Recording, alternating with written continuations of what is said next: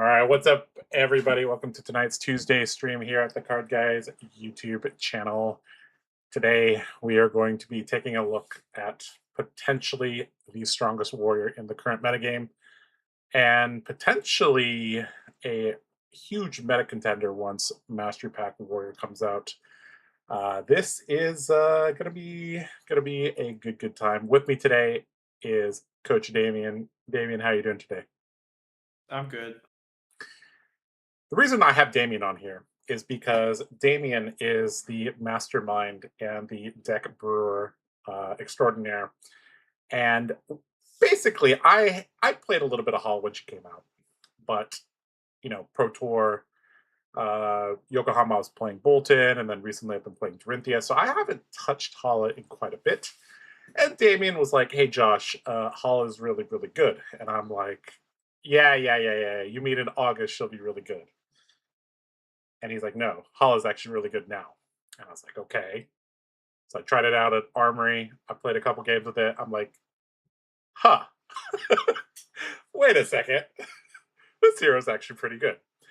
And Damien, I don't know about you, but I was like hesitating a little bit whether or not we should stream this or we should save this for the Pro Tour. But it looks like we're just gonna do it. Uh, you know, as content creators, we try to be transparent and honest and upfront with you. So here is your word of warning that Hala is a good deck. So we're going to demonstrate that to you guys today. And we are going to take a look at Damien's list. All right. Damien, tell me a little bit about your list. Well, it's basically just like a bunch of warrior cards at first. But I added some defensive tools to make up for the lack of turns where you don't have offense. Because if you played Hala, you realize you can't make a flurry token every turn. If you could, this deck would be broken. Mm-hmm. So that's pretty nice. So yeah. In turns that I can't make flurries, I have good defensive cards to hold out and set up a little bit. Yep. And since you have these like defensive cards like Fiddlers and Sigil, you do get to fatigue certain matchups like Dash, things that you will never be able to race in the first place. Yep. And we have like miniature combos in the deck, and then we have like incredible combos in the deck. As you know, the new card Beckensteel is just incredibly broken.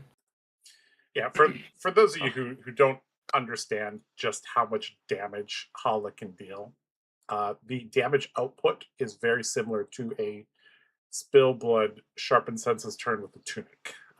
She can hit 3-card 17, reset Dynamos, 3-card 18, reset Dynamos.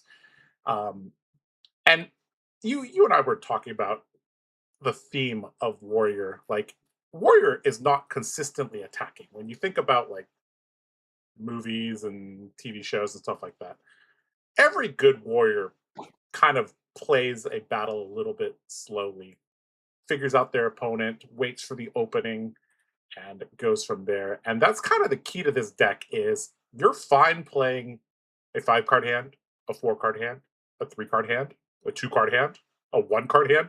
You're fine blocking your whole hand and moving on to the next turn cycle. Unlike Dorinthia, you don't have to protect Dawnblade counters. It's just you oops into a good hand, you play it. You don't have a good hand, you block. And because of her hero ability, like you can turn a blue into a good amount of damage. Like your blues start becoming like it becomes 2 damage and go again, which is actually kind of ridiculous. You mentioned some of the mini combos. Let's talk about like some basic ass combos that are pretty important. So Brimming Blade plus this card. That is the immediate wowzers combo. This is the Spill Blood Sharpened Senses combo. If I could play this card in Rainbow, but it lost a block value in every color, there'd be 9 of this card in the deck. Yes, there's a reason this card is part of Gem Pack 5, guys. Gem Pack 5 has EA Brimming Blade, EA Toe the Line, because these cards are so good. Why don't we break down the math of like how busted this card is, right? So Toe the Line prevents 2 damage, and then makes a flurry token. And the reason Shuck doesn't have Go Again is because this token is so damn good.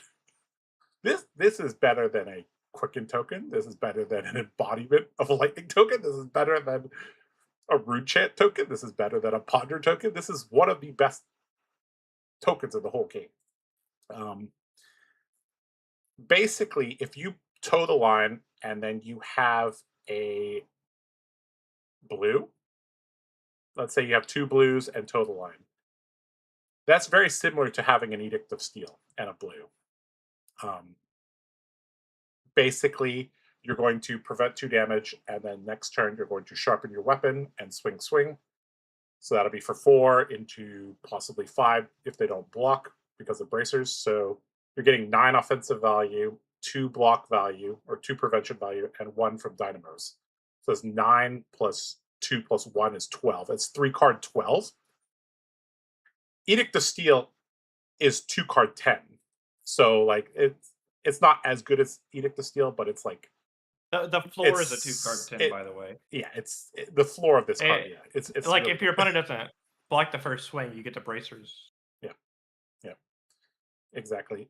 Okay, so we talked about Brimming Blade plus Beck and Steel. Like this card, basically, you Brimming Blade, you swing. If they don't block, you could Beck and Steel immediately. If they do block, you could Beck and Steel on the second swing. And that's just a ton of damage.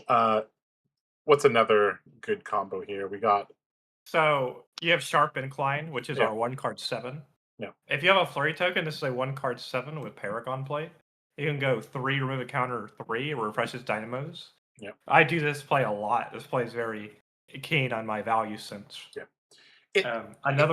It's very important to set up a flurry token and then pay it off. Set up a flurry token, pay it off. And the beautiful thing, it's not like a token that just disappears like an agility token or a token like the suspense auras or like some of the guardian auras that say your next, like destroy this at the beginning of the turn, your next turn attack gets dominate. Like you can keep the flurry token around for a while and just wait for the right turn. And yeah, this card is like a common, but it's like ridiculously good. It's like 1 card 7 with a flurry. It's really good. There's more in what? Yeah, I cut you off talking about this card. I think you wanted to talk about Swordmaster's Path, but yeah. Oh, I wanted to talk about Unsheath because it's not traditional. Sure, let's talk about this card. I don't think a lot of holodecks traditionally play this card because it doesn't really do anything. This is more like a dual-wield warrior kind of card. But in this deck, Unsheath is a second chain link kind of card because you sharpen your sword, you swing it with Go Again, you get the flurry token, you play the Unsheath, it's going to have greater power because you sharpened your sword. You can swing it again, and if you have a twinning blade, it would let you swing it again, or you could activate Paragon Plating and play a Command and Conquer on a single blue. So you can double swing in the Command and Conquer. Those are some pretty powerful lines that do a lot of damage and present disruption to your opponent. So, I mean, Unsheath has the lowest floor you could think of for a card that does exactly what it reads. It's 3 and 3. You block 3 or attack for 3. Yep. Very similarly, Oath of Steel generally is going to get you at least 3 value. But if you can ever get 6 value out of this card, or God forbid 10 value out of this card, things get really, really nuts. So why don't we talk a little bit about like the Oath of Steel high rolls that this deck can do? They generally involve Beck and Steel. This card is a head jab most of the time. It's 1 and 2 damage, like separated. So this is a 1 card 3. It's a head jab most of the time. So it might feel lackluster most of the time, but the number of times I've cast this card and it's a 0 for 6 to a 0 for 10 is like pretty crazy. It's usually only for like Beck and Steel, but you can put this card in your arsenal. It's really easy to get it out of your arsenal, to be honest. So like putting it there is like fine. Yep. I do remember I drew up a hand against an Acilio on turn 2, and I drew Oath of Steel and Beck and Steel, and I attacked them for 31. and they were like, "Why am I dead?" And I'm like, "Yep, this is sick." Yeah, I mean, if you draw really smoothly, this deck actually looks ridiculous. If you draw the best hand your deck could give you for the first 3 turns of the game, I don't think any deck beats you. Yeah, I agree. All right, let's talk a little bit about the blues. Blue Edict the Steel. This is something that, like, originally we were on 6, and I was like, this card is just too good. we, it's It's just too just good. it's easier to turn on than you think it is. Like Brimming Yeah, Blade makes this online, yeah. as I've mentioned. Or any of these single sharpen cards, like Sharp Incline with the hero ability, or Sword Master's Path with the hero ability. Um, yeah, converts very smoothly. Uh, Olay and Shuck. These are 2 cards from the Armory deck that are returning. This one basically, this I found this card a little bit awkward to use, but it's still pretty decent because it I refreshes you and know, then makes a flurry. It's really nice. at first when I was playing this deck, I was very low on this card until I found lines that use the card, and then I was like, wait, this card's kind of crazy, Yep. and so that's why it's just like a good card. There's nothing It better than it. yeah, It makes a flurry, it and sets you up for that extra. the flurry token is like worth 4 on average because it's a sword swing. So you're looking at a 1 for 4 that draws a card. Yeah. Kind of. Yeah. Kind of. Once again, the flurry tokens are cannot be underestimated. Provoke. This is a card that I was a little bit more down on this, but maybe you can explain to the chat why you like this card so much. What makes my opponent block? When your turn sucks, you can make your opponent's turn suck. You can... That is a good way to put it. And you know what is like, this card may look like a sword that you poke them with for 3. This is actually a hammer. This is actually, Hala feels a lot like a guardian in that, like, her card density, damage density of the deck is very, very, very high. Let me give you an example of what I mean. Edict of Steel, if they want to cover it up, will take between 2 and 4 cards to do so. And you are going to burn a single card. You do that over the course of the game many, many, many times, you're going to get to the end game 10 to 15 cards ahead of your opponent. We got 3 copies of Ripple Away. This is just this card's just a good card. Now, obviously, having a attack action card is a little bit of a downside sometimes, but with Overcrowded, we're a little bit insulated against codexes and stuff like that. All right, the only other cards we haven't talked about is Twinning Blade. This is Flurry on a stick. We've talked about how good flurry tokens are. This card is literally a flurry token in your hand, and that's how good a flurry token is that I would play one in my deck. Yep, exactly. I mean, it has incredible high roll with Unsheath and Oath of Steel and Beckon Steel. Like, you could draw a series of hands with Twinning Blade that will just deal your opponent an insane amount of damage with Unsheath. Yep, exactly. All right, let's talk a little bit about the sideboard now. So we got, like you said, we have some defensive cards. These are just kind of staples at this point. Fiddler's Green just helps us enact a little bit of a longer game plan. 2 copies of Deadly Display. This is a pretty powerful card in that, like, on hit, make a flurry is like, we already estimated the flurry token's worth between like 3 and 4 values, so it's like kind of ridiculous. There's a reason this card blocks for 2, is because it's already very, very, very powerful. Buddy says, what would you substitute if you can't afford Ripple Away? I would play Indefensibly Honed. Yep. You could take the Armory deck blues and kind of stick them in. Visit the, what's it called? Dawn Smith is Visit also the Dawn Smith. It's also a fine. Visit the Dawn Smith's more like a setup card. It's like fine. Yeah. You just want a blue 3-block that can sharpen if you're not gonna play Ripple Away. That's all the requirement is. Whatever that gets going. Yep.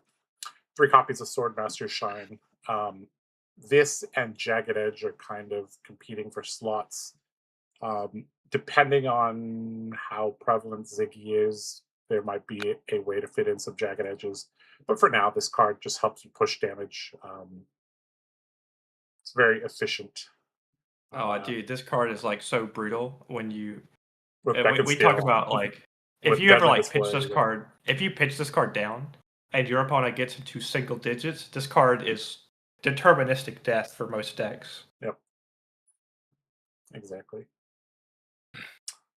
3 copies of Bloodtid. Now, you guys have been discussing in the purple chat that Josh doesn't like Bloodtid.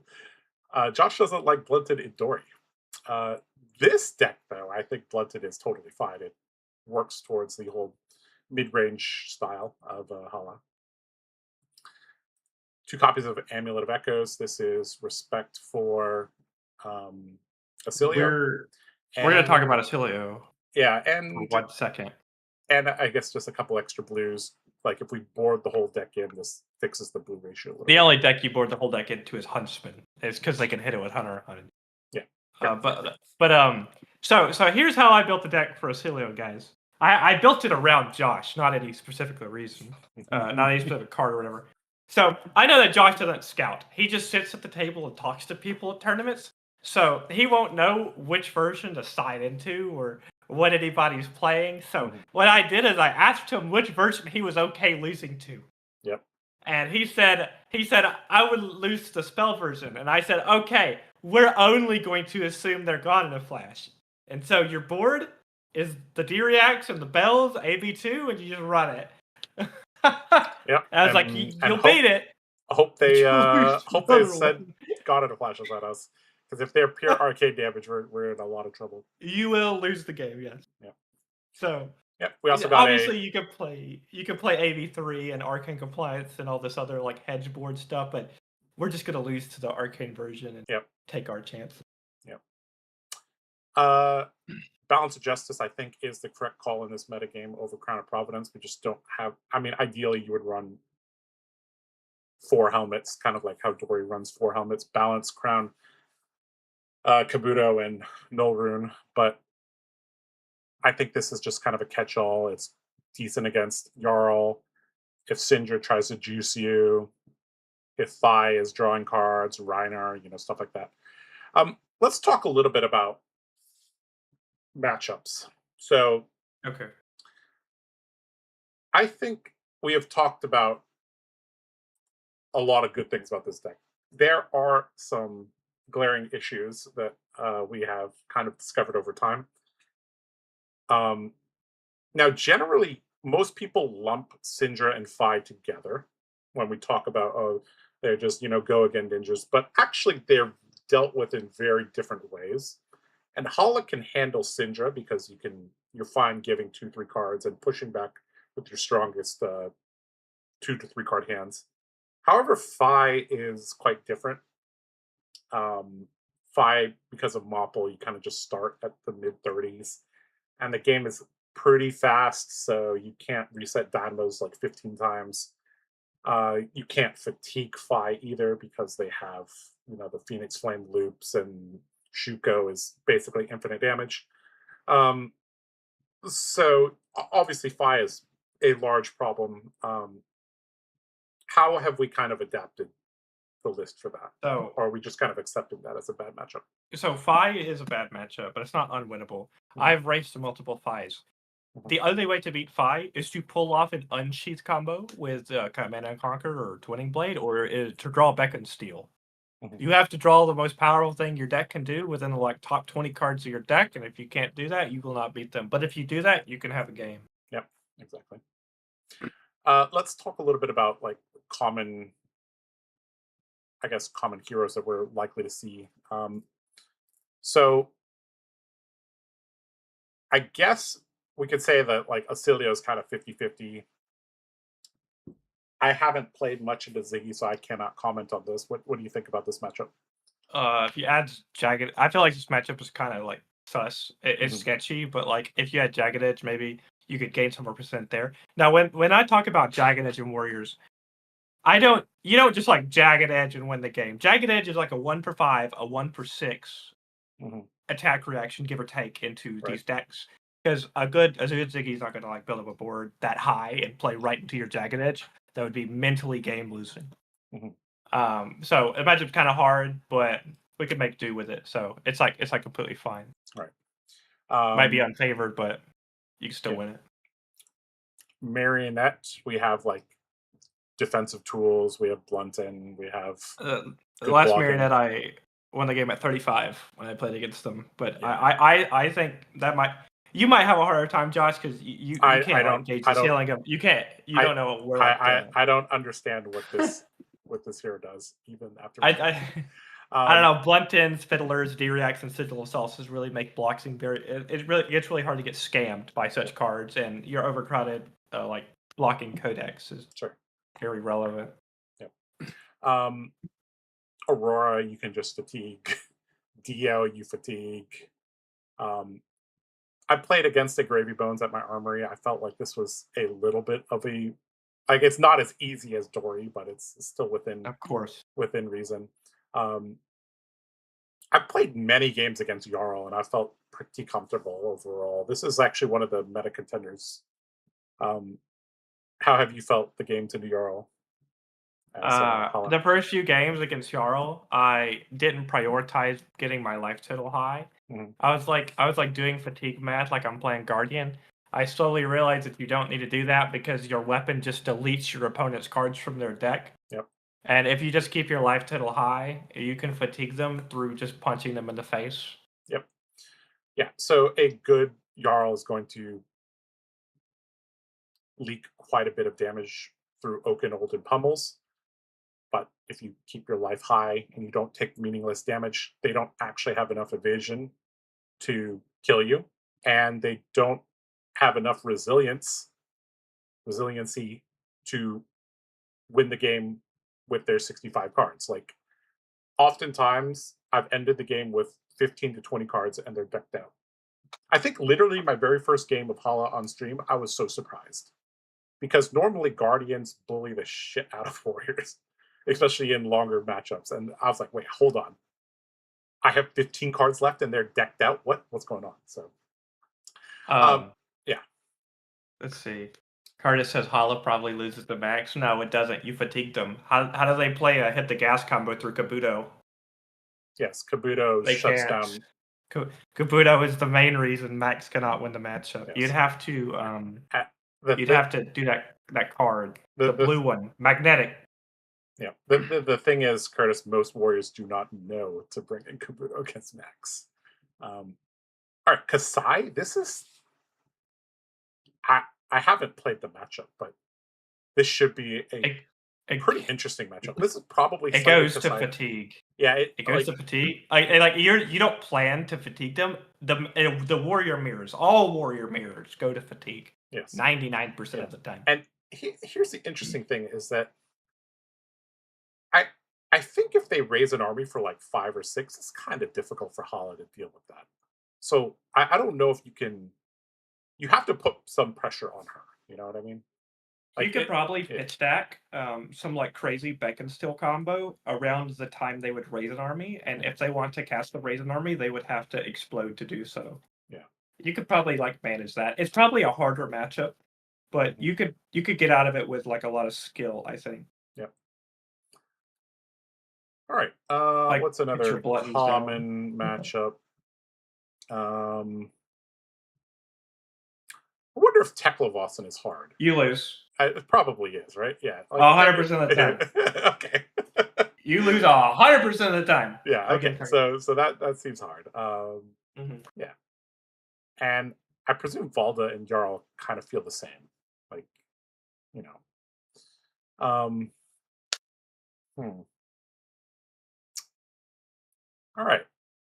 I think we've chit chatted enough about this deck. I guess we'll have a couple questions in the chat and then we're going to go play some games. I'm going to link this list to you guys.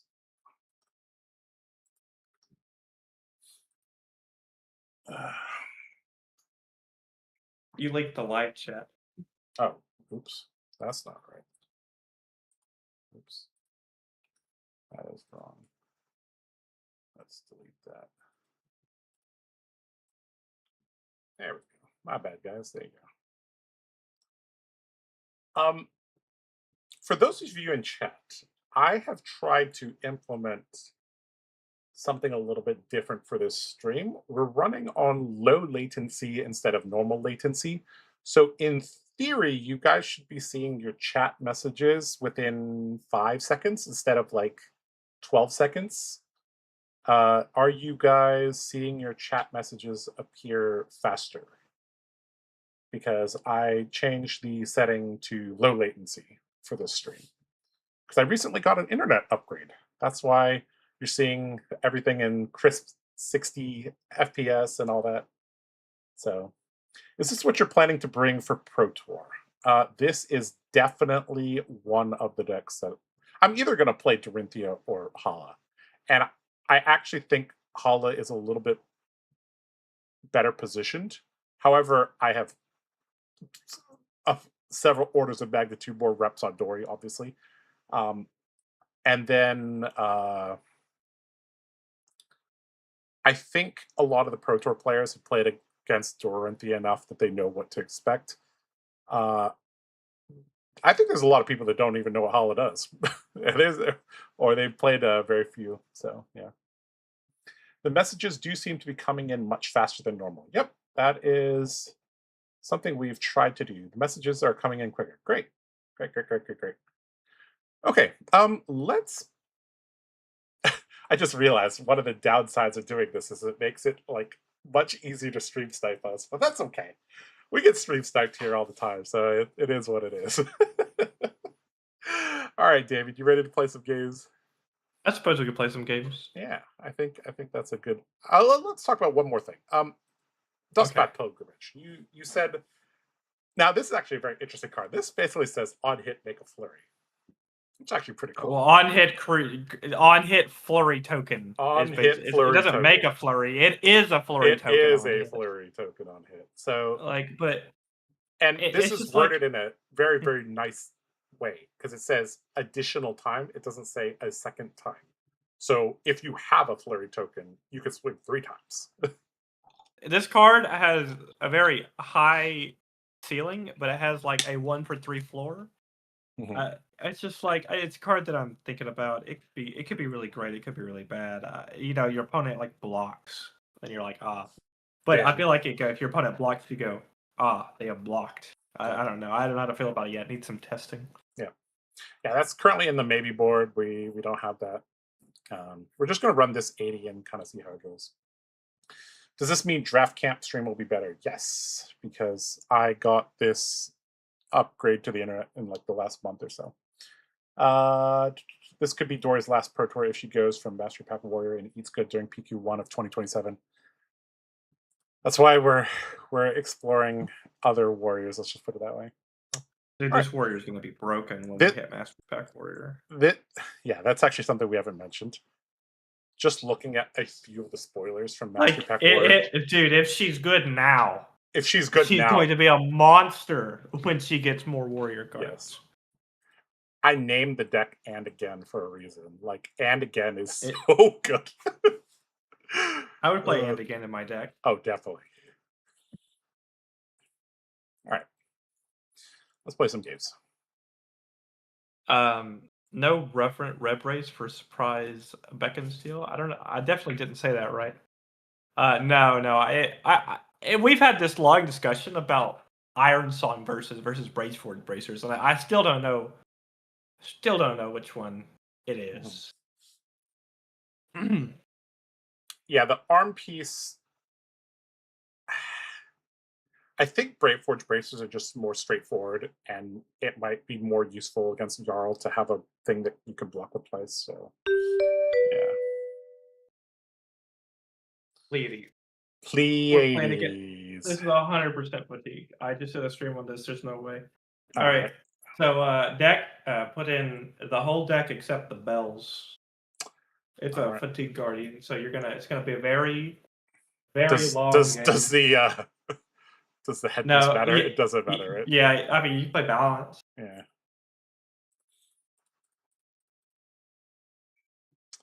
All right. So this is going to be a very good demonstration.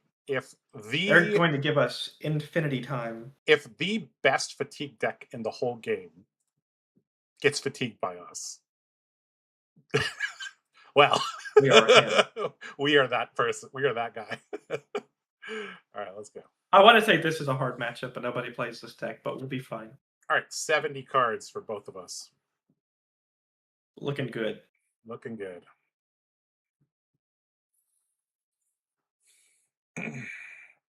Will you post a deck link later? It is already in the thing. I'll post it again for you. There you go. Okay. Good luck. Have fun. To Cakevin.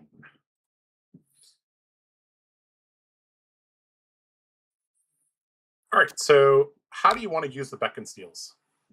I want to pitch them. Okay. For second cycle. Sure. Mhm. Is there any cards It's- that we need to put next to them in particular? No. I mean, we're gonna cast them in first cycle if they're broken. Hmm. But we will like right here, we might get to cast it on this turn, depending on the situation. Yep. I'm gonna sigil and I presume Like they're gonna attack us, so I would like my 6-point blue to be cast at some point this game, hopefully. yep. All right, opponent, we need you to play a little bit faster, if possible. It's gonna be a long It's gonna be game. a long game. We cannot be sitting here for 80 seconds on turn 0. They're thinking. They are thinking. I wonder what they're thinking about. Like, you probably They're attack on thinking turn 0, they're right? think Just to get they're ahead on the thinking if 15 it well, they could be thinking if it's the hammer or a right cleanser. Ah. Ooh, what a call. All right. I presume we can block this. I'd give the shine. Yeah. Because we're keeping the blue because we have an edict in our hand. Yep. I'm gonna play the sigil.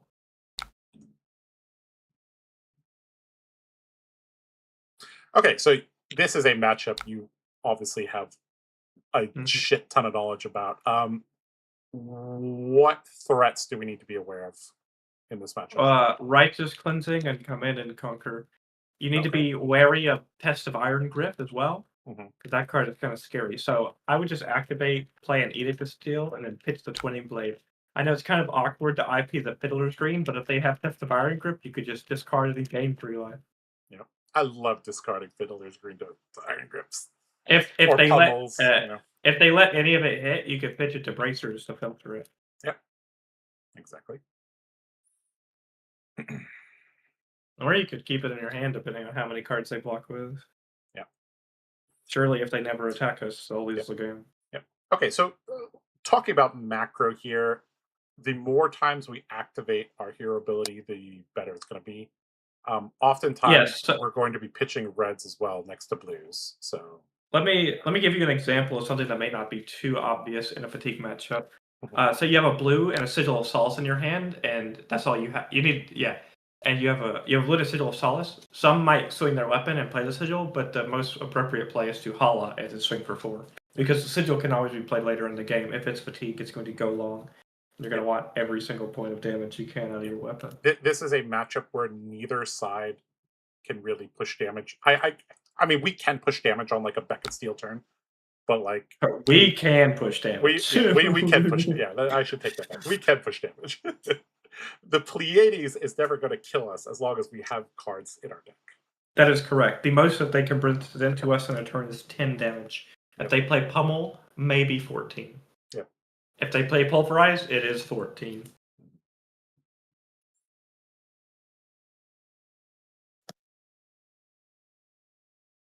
All right, let's see if we get Test of Iron Grip on turn 1. We do not. All right. Dig in. I presume they're going to use the floating for this to make some toughness tokens. All right. Looks like they are going to let this hit, so I guess we can fiddle or we could pitch the bracers. Josh, tell me what's wrong with that. Don't do it. Oh, yeah. They blocked it. Yep. Yes. So sad. Yep. This damn shield. You said, why don't we pitch to Bracers and break the combat chain? Let's not do that. Look at this guy. Let's not do that. All right, Sword Master's Path and Shelter is a tie. All right, we're just going to IP this. Obviously, Yes. we're not going to arsenal a block card. We're not a dum-dum. All right. I presume we want the Twinning Blade first, and then the Beckett Steel second, and then we can put cards next to the Beckett Steel. So let's do that. You can if you want. All right. So what is like the best card to put next to the Beckett Steel? A Brimming Blade? Yeah, definitely not this Blunted. So I presume we're just going to block down maybe Arsenal and Edict. He only has one card. Never mind. We probably can't. You want to block down? No. We're not.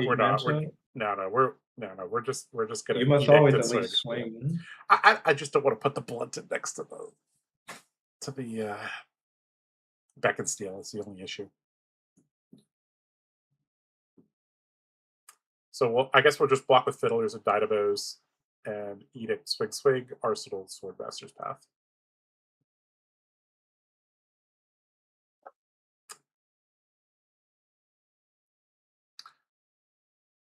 I want to invite this guy to chat and tell him to play a little bit faster if possible. Oh, just gonna pass. Interesting. Okay. So now we can play the Swordmaster's Path. Well, we were always casting the Swordmaster Path. Yeah. The Paragon Plate makes your curve always possible. Yep. Okay.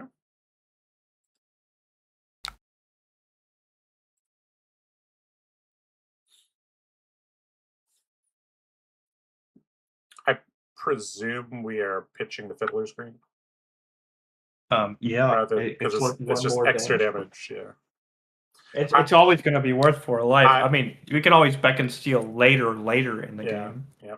We could do a third cycle Beckon Steel, or we could arsenal it. All right. I presume there's a staunch response coming. Yep. Yeah. They also have a shelter in their hand. Yep. That's fine. Did you know that they had a shelter in their hand? Yeah, they revealed it off the. Oh, he's keeping track. Let's go. Look at him. We're not a complete potato. Let's go. Oh, no hero stands alone. Shelter and Beckon. Oh, okay. So we have 2 Beckon Steels pretty quick.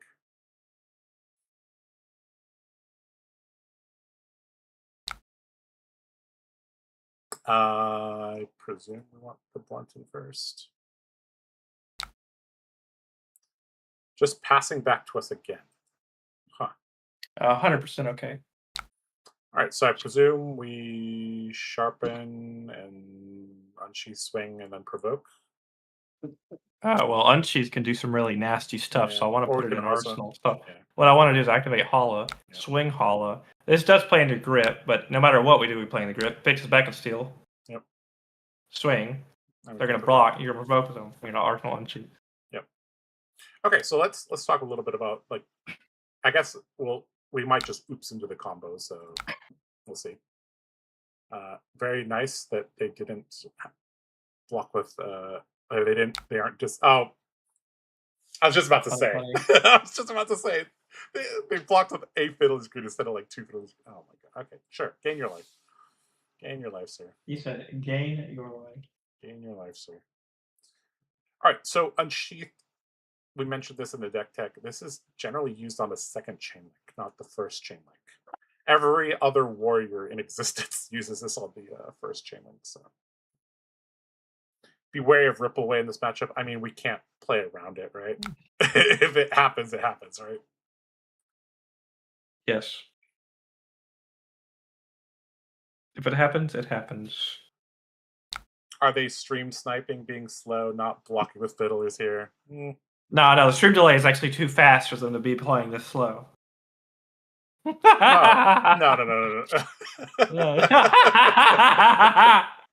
Yeah, the stream delay is only 4 seconds nowadays, guys, not 12. So yeah, they're playing too slowly to. Okay, so do we want the Beckon Steel closer to the other Beckon Steel? I guess. Yeah, I guess that's fine. Oh, we drew Burning Blades. Sweet. Okay. This is a hand of all time. So I'm going to cast one of them. Yeah. Pitching one of them. Yeah. And then we can sharpen climb to swing. Yeah. Is that even worth it? It doesn't feel like it's worth it. Could you undo? You want to undo I want this? to cast the unsheath. We don't have a flurry. It's not worth it. I would just unsheath and then swing an arsenal, a sharp incline. We're putting the brimming blade next to the beck and steel. Yeah, sure. Okay. So you prioritize having a sharpened card in arsenal over the unsheathed. Okay, interesting. Yeah, at this current moment, yeah. Mhm. Yeah, sharp incline is actually not worth much if we're not attacking twice.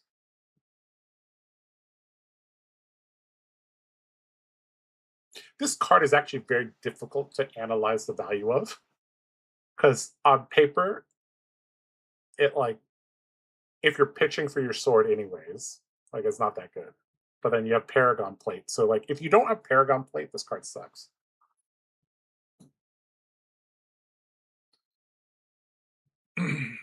Yo, off topic, how do you beat fatigue as Riptide aggro? I got fatigued by Betsy of all guardians Well, as Riptide. All right. Riptide has a problem dealing with fatigue in general, so it's unfortunate, really. Mhm.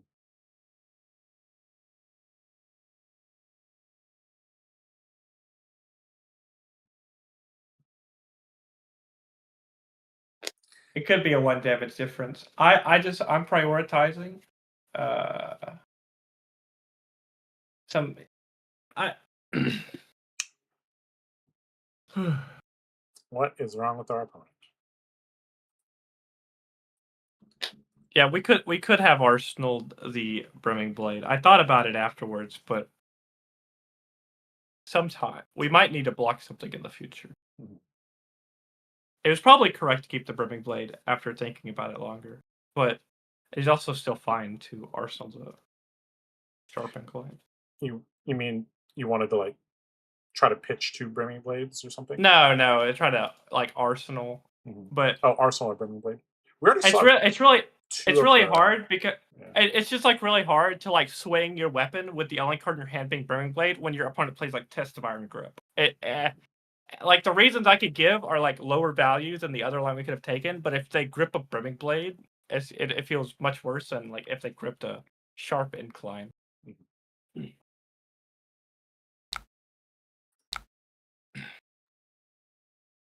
Because if you like, you're not always supposed to live in fear of grip because there are hands you could just empty your hand and use paragon plating to play around grip, but there are certain situations where you cannot, and you want to minimize your damage because they haven't swung their weapon in 2 turns, right? Which means that their deck damage is much lower. They're already behind on cards. Mhm. This hand is sick. Just cast Sink Below. Yeah, this hand is pretty good. Do I want? So we basically can sharpen our sword and swing and then CNC. Or do Yeah, we want it's to try to yeah, I triple know sharpen? it's definitely 4 into 6. Okay.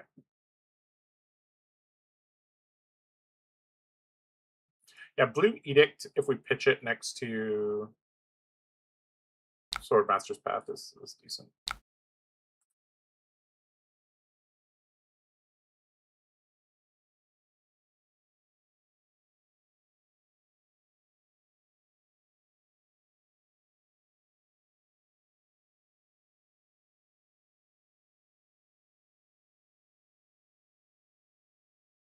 We're currently up 3 cards, by the Yep. way, mathematically. Yep.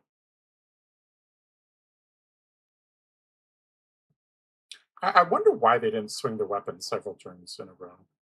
Well, my guess is they draw red cards in their red deck in their 27 blue deck and go, can't swing my weapon like I do when I load 70 million cards into a matchup.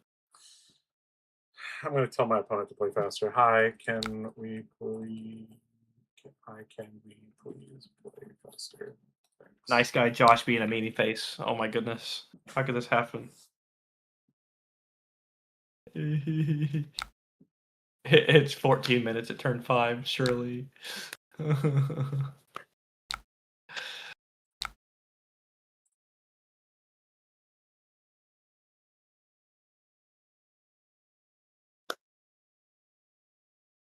Oh, I'm sweating. Okay, Ooh, good to know. there's Good to the iron know. grip. Yep. I'm glad it wasn't this turn. Yep. You know. That would have been bad. Oh, what? I don't Sure. know. They want to put it to the bottom? I guess. Yeah. I want to see what they do with this card. Yep. They did sink it. They Okay. sunk it. Okay. Okay. Sure. Good to know. It's not in the next hand. That will And the kind of line up conquer. with our brimming blade and other cards. So. hmm Oh, winning with overcrowded BM. Winning with overcrowded is BM. He just wants the most playtime per rust counter. Most play time per Muscatter. All right. I presume we're just. So this could be. Let me do some quick math before you just shove a dynamo in front of this. Yeah. We could Hala. We could play the incline as much as, but we're only getting one out of it. Seems very sus to get one out of it. Yeah. I kind of like just. That's an incorrect block. It's actually incorrect to give a card here. We're supposed to extend our hand in a very stupid way. So you could give dynamos if you want. You just take 4. I think you're supposed to take 4 because they play hard of Findle. So what you're gonna do is you're gonna activate Hala. You're going to swing the sword, and you're gonna pitch the sharp incline to play Sword Master Shine.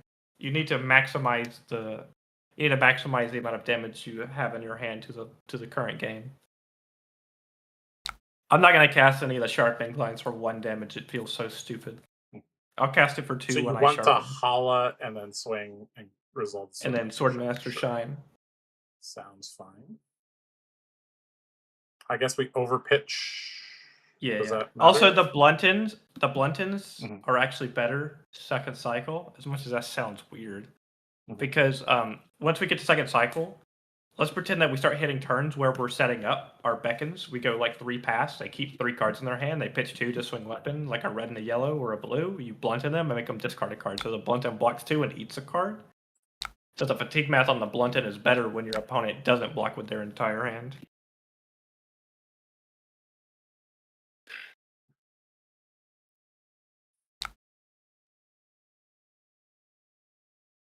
It's just converting 4 cards into 9, but it's a very efficient 9. There was like a world that you like cast one of the sharp inclines and cast Olay, but we are still casting an incline for 1. Yep. Well, it's not even 1 at that point, right? You're just turning it into a flurry. Yeah. It's fine. I'll just accept my 5 damage.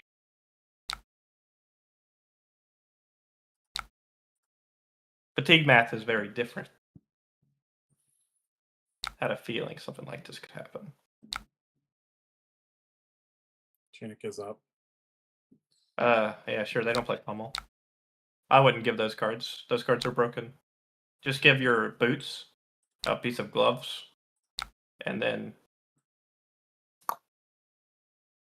you can give the Swordmaster pass. Yeah, that's fine.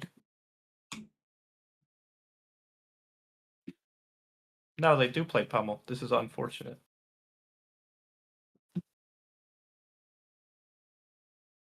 Put her on this version of the list. It's pretty good drawing CNC and pummel at the same time, Indeed. especially in a 70 card deck. That takes real skill. Okay, so we're gonna lose a card from hand, take it. and yeah, we basically just arsenal this and poke them, pitching the Swordmaster Shine. Yeah, I just want to keep the Swordmaster Shine in deck. Yep.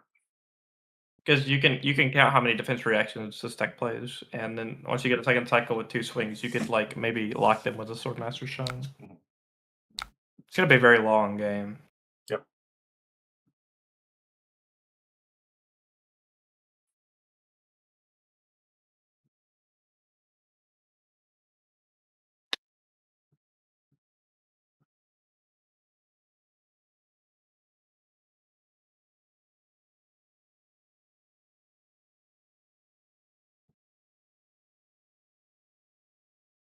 Goodbye, Arsenal.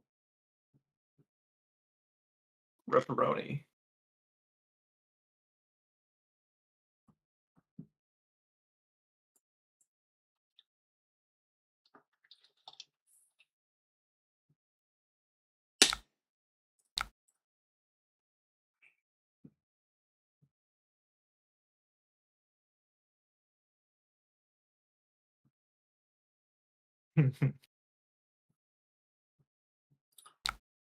Clash of Bravado is actually interesting because that does affect us.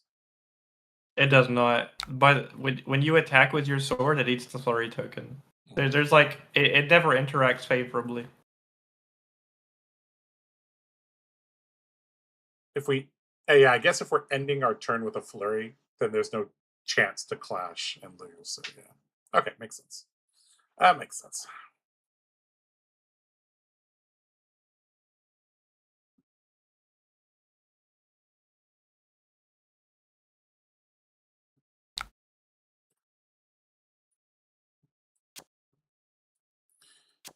Sam looks sick. Yeah, I would like to sink the twinning blade. Yeah. You have too much flurry generation.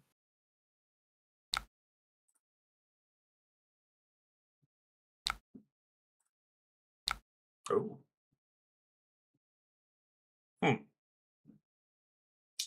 We're gonna end up pitching that down. Yeah. So I guess we're just going to edict and pitch this swing and then pitch the edict. Well, I wouldn't do it like that. No? No, because not then you're like over pitching into a grip. If I would pitch the yellow, because if he grips you, I'd discard the CNC and arsenal the brimming blade. Right. That makes sense. You could Paragon Plating and cast the Brimming Blade, but then we're like losing a counter for a resource, and then it just like turns into any other sharpened card in the deck. Okay. So, yeah, pitching yellows instead of reds makes sense. Here we're about to see deck damage. Yeah, and there's the Clash of Bravado example. Okay. Pew.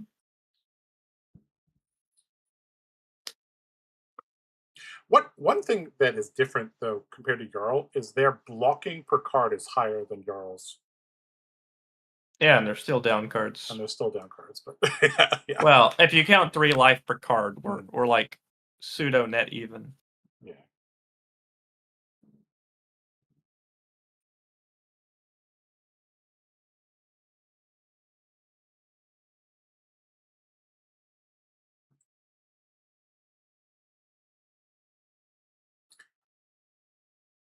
Chat, do you want me to tell this guy that 165 people are waiting for him to do Now something? you're gonna make him nervous.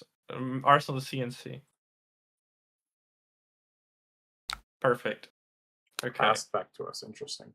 This is fine. Yeah. We just activate Hala, sword into Yep. Command and Conquer. Yep. Arsenal the brimming blade. If for every turn that they don't swing their hammer is a turn that they lose a card from their deck. Mhm. At the bare minimum. So why did you not want to Brimming Blade and Edict for a flurry and then swing? Because this line's clean. You could just CNC them now. Mhm. This game will end right before the PT.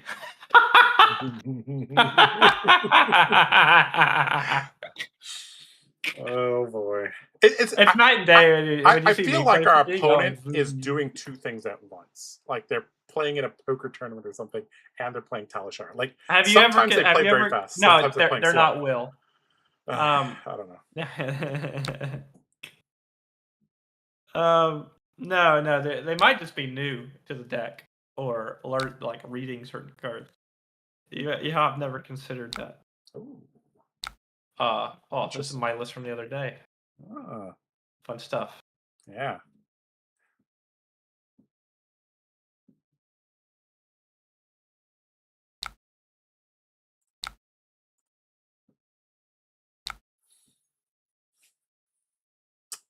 Seems pretty good. This. We are casting Brimming as like a 1 card, 1 for 2, but that's still like card fine. Yeah, whatever. It's fine. It's acceptable. Yeah.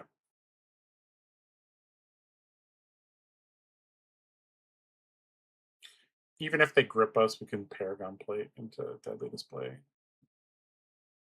Okay, so they're tunicking for this. So this is going to go to 12. So unless they have 2D reacts, we're pretty clean here. Or a kicked staunch would also be good.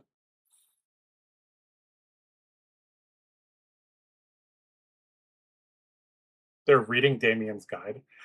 I've never played against an opponent quite like this, where they're like playing really fast and then playing really slow, and then playing really fast and then playing really slow. Like I think they're distracted. You should try playing my Pleiades deck. It's very hard. Very hard stuff. All right, let's see if they're Generally, a good gamer and have 2D reacts. Let's see if they're a good gamer. They are not a good gamer. We have a flurry token. Let's go. We have a flurry.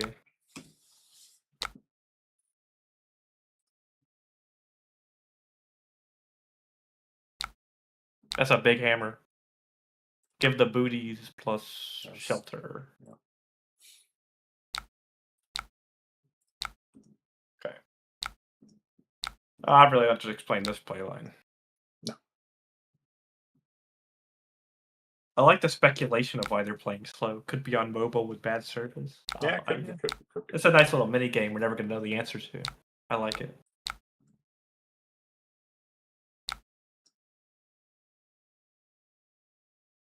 One of the things as well, for every single time we're swinging 2 times, it's coming in at a break point, and we're getting to convert this extra resource really cleanly. Racers! Yes, against most decks. This is one of the few decks we're gonna get Righteous Cleansing, probably.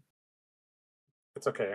We have Refresh Dynamos and a Prevention effect in the arsenal. Might be Pummel. Yeah, this could be a Pummel as well. Could be Peck Perfect.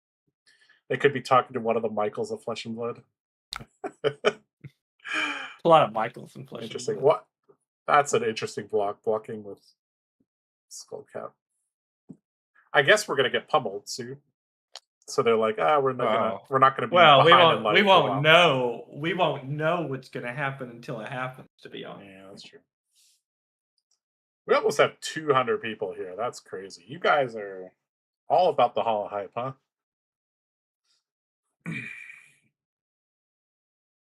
Or maybe some of you got baited by the other thumbnail, which kind of like bugged out, which I think it's screenshot. He's like, I don't understand what they mean. Like they're like, how'd they get baited? And I'm like, I sent him a screenshot of what I was looking at, and he's like, oh, you see. You're very good at predicting the deck, Damien. It's my deck. You called it.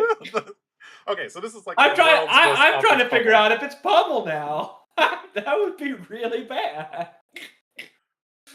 But I'm not gonna play around it. Yeah. Let me see. So you give boots, gloves, Oath of Steel plus total line, and you just hope that it's not Pummel. Yeah. I think so. Oh. Whew. We got away with Murder Boys. Good. Now we're gonna get Testifier gripped because we haven't seen one yet, except the one on the bottom. Yeah. Getting this grip would suck. It'd be a pretty baller grip, to be honest. We're lucky. Oh, Sigil versus Sigil. Let's go. We get bracer value. I'm in. Yeah, I love bracer value.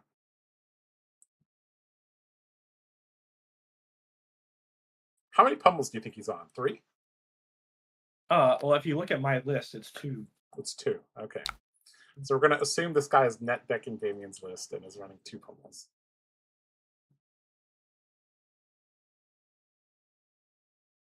Dude, my every Pleiades deck is like a very, very like fine-tuned machine that if you do something wrong in the deck construction, it ruins everything. Can confirm as I've ruined it many times. I had to put it back together. Why do we care about Righteous Cleansing? Asks Marshy. Oh, because if you have a lot of cards with this Edict of Steel text in the top 4 or 5 cards of your deck, you lose a lot of them, and they're all worth 10 damage. Yep. It's like a hunter hunted hitting all your edicts. It's not good. Cries for 7. They're behind. This does have text. Let me see their grave. So they can play an aura. They have a pedestal. No, not really. They can only really play pedestal. Yeah, they don't have anything. This doesn't really have an on hit. Okay. Yeah, no, this currently does not have an on hit.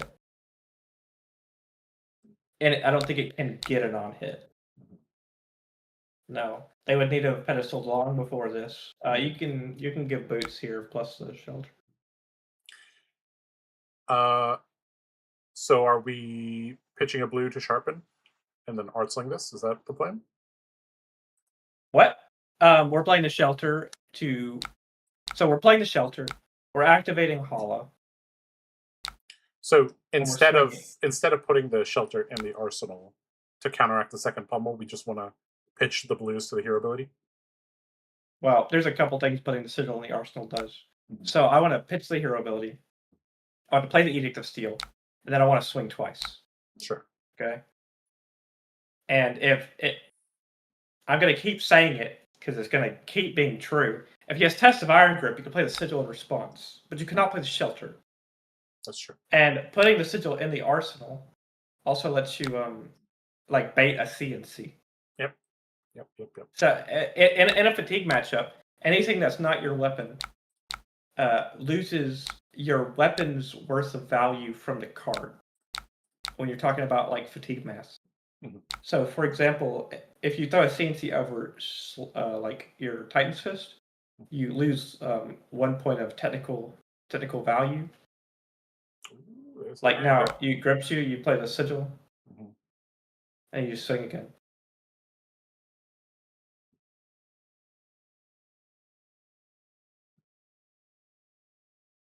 Do people actually play Talishar on their phone? Like, yes, I watch people do it every other day. People in our Discord play them. Okay, we just dealt 5 damage. Oh, no, JK, we did not. Oh, we did not. All right, there's our final Beck and Steel. This one does have an on hit, but we cannot stop it. Well, we can stop it. Do I want to stop it? Probably. Yeah. You give balance plus not to beckon the Ole, plays a toe the line, plays a sigil arsenal to beckon Steel. Yeah. Ask them to convert a big hand. Okay, so Beck and Steel and Arsenal with Flurry. I'm going to tell you that we're going to be staring down a Righteous Cleansing on the next turn. I think. You need to play the sigil. Arsenal to beckon. Ooh. Okay. Ooh. This turn's good. Hold on. Okay, so we have. You know, it's funny. This turn is good, but you're supposed to block again because this Cries of Encore on hit puts 2 cards back into their deck. Right. So you're actually not supposed to let this hit ever. So you give the oath. You have a flurry token. This is a waste of a flurry token, but it is something that you have to deal with. Yeah. You're up on cards right now, so it's like fine. We've been very fortunate that our total lines have lined up with the confidence token. So can you explain why this puts back 2 cards to their deck? It's because up on a pedestal puts 2 cards back in the deck? Yeah. Okay. Also, this is a very thematic name, Cries of Encore. Like, okay, we want more from the Pleiades deck. I used to play Kano on my phone. That was some crazy times. Oh, the best thing they could give my Pleiades deck is a new hammer. That's on my Christmas list. LSS. You could just give me a new hammer. Actually, give me a new axe. So I presume we are not going to Beck and Steel here because we don't have enough counters. And yeah, of course. No, of course not. The Beck and Steel wouldn't do anything. Yeah. We can activate Bracers here and deal 1 more damage. Yep, that's nice. Get our 3-card. Was it 3-card, 2-card 10? Question mark. Like that total line blocked for 2, but it's not what made the flurry token, but it made the flurry token the turn before. I'm not going to try to calculate this value. It's too much of a headache. Yep. All right, we're gonna near second cycle soon. Probably 3 more turns. We'll be at second cycle. Oh, The hand is close. it's If you sink into close. a blue. If we sink into a blue, yeah. Gotta sink the oath into a blue and see if we can do it. Technically, the hand still works with a red, but it just looks Yes, disgusting. it's less good. Because Paragon Plate gives us the extra resource. Paragon Plating can always bail you out. Yep. it just looks. We haven't activated this at all, guys, but it's trust. This card's good. Wait, have we not? I feel like we've tapped it once. Eh, I don't recall. yeah, I'm not sure. Hostile encroachment. Okay, we get to look at a lot of cards. When this attacks the hero, they draw a card. Oh, There's our it's a blue. blue. Oh, sweet. Wait a minute. This hand is broken. All right, guys, you're about to see fireworks.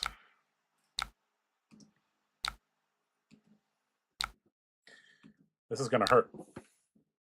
It's going to hurt a lot. It's just going to be like, it's just a lot of deck damage because, like, It's if going you to be a don't block ton it, of deck damage. you take a lot of damage, and if you do block it, you gave 4 cards on my weapon swing. Yep. You know, and then you don't swing back. That's horrid, like, math. All right. The hand also cannot be gripped because of how it plays. Very funny. Yep. No. Yes. You can even activate bracers if it comes up. It's a clean 6. Winky face. And the next one's 7. 6, 7. Oh. All right, so we're not supposed to beckon seal here. Yeah. Okay. Well, it's not hitting. Yeah. If they had blocked for 2, would you have beckon sealed? Probably not, right? Because you assume they have a derail. Wait at the see. Yeah. All right. No blocks. Wait, hold on. It feels like staunch. Yeah, it feels like staunch. That was too They quick. have a confidence token. Do it. I don't want to get righteous cleansing with confidence. That would be really bad. All right. I'll accept a staunch here. There's a staunch. That's because if they had sent righteous with confidence, there's like no good way to cover it. Well, actually, there is no way to cover it now, except without a D-react.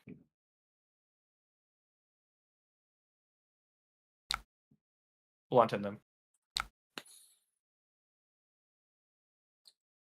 This hand is just playing unsheathed, swing, pitch, arsenal that. You play both unsheathed. We're due a grip. Oh, never mind.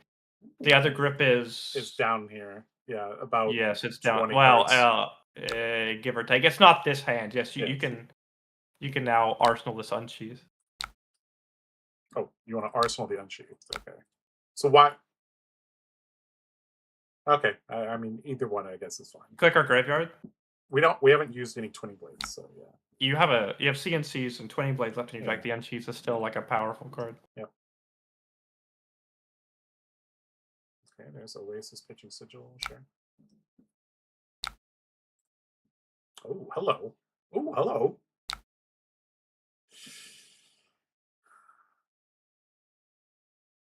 All right, they don't have... Thinking.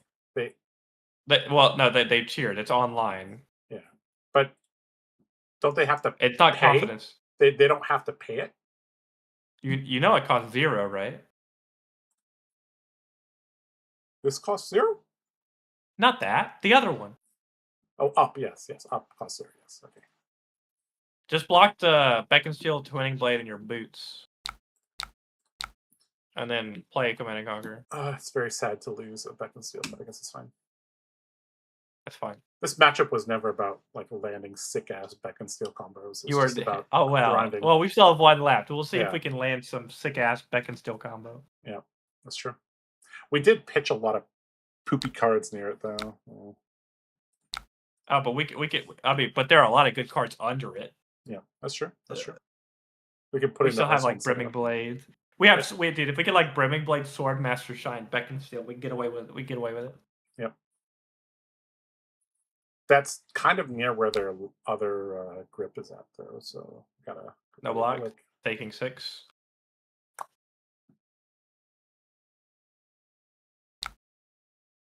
Okay, not taking 6.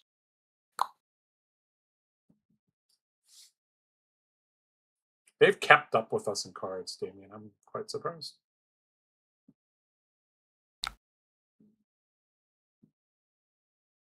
The power of Rampart. Ooh.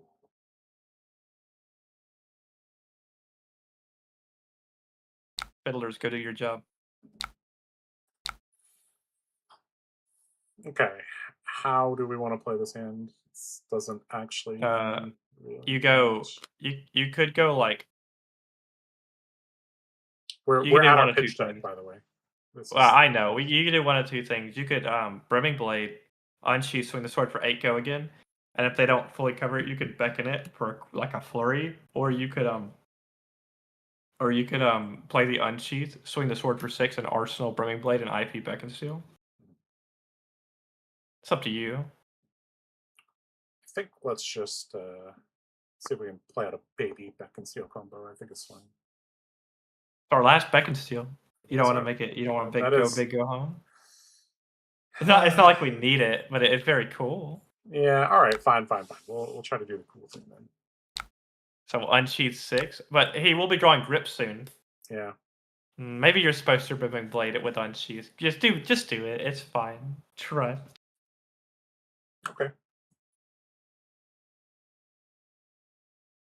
Brimming Blade with unsheathed and then swing. Sure. Arsenal the beck and steel, or you want to pitch it to the sharpen?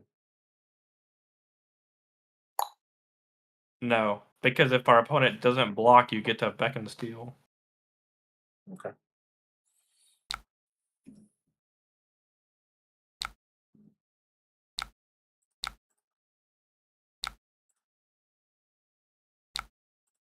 We should have technically kept track of where the grip is. If it's in this hand, you should always like sharpen, but we'll see. It's not this hand. I think it's next hand.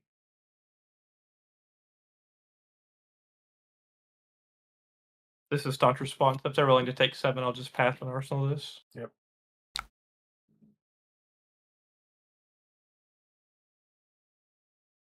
Okay, that's the last large D react. Yep. Well, let me So see the this- graveyard. Well, that's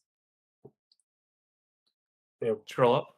they have one more shelter and possibly an oasis. Where are the sink blows at? Are there any? There's none. This was just Okay. kind of weird. Then it's just 3 shelter and 3 staunch. Mhm. So they have a shelter left. Yeah, shelter and oasis. Oh, Blunton. hello. Paragon plate saves the hand. It's fine. Yep.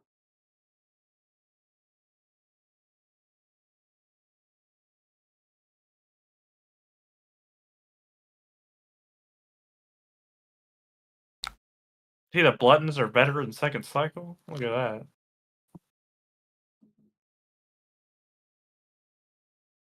Trust. Did you know that this line with plating plays around Iron Grip? I'm going to keep saying that. All right, It's very so fun for me to say. we're going to play out the sharpen climb, and Yes. we're going to sharpen. And then Edict of Steel. Yep. And go 5 into 5. Yep. It's like a yellow Edict of Steel. It just took a lot of steps to do. Yep. I mean, it's actually the exact same as the yellow Edict when you do it like this. And if yellow edict is god tier, a yellow edict that you have to work a little bit harder for is still very good.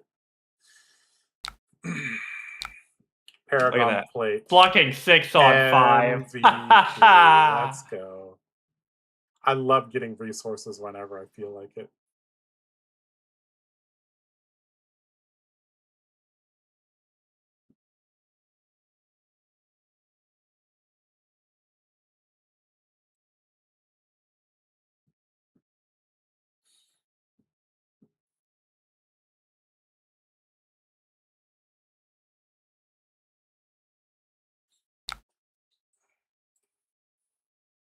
Is this a shield or sledge matchup for Pleiades? I think this is a sledge matchup. I don't know. I'm kind of biased. If you do have sledge though, like we get to activate bracers a couple extra times. I don't know if that's super relevant. There's the iron grip that's going to the bottom. Aha! So now we know where the position of it is. Oh.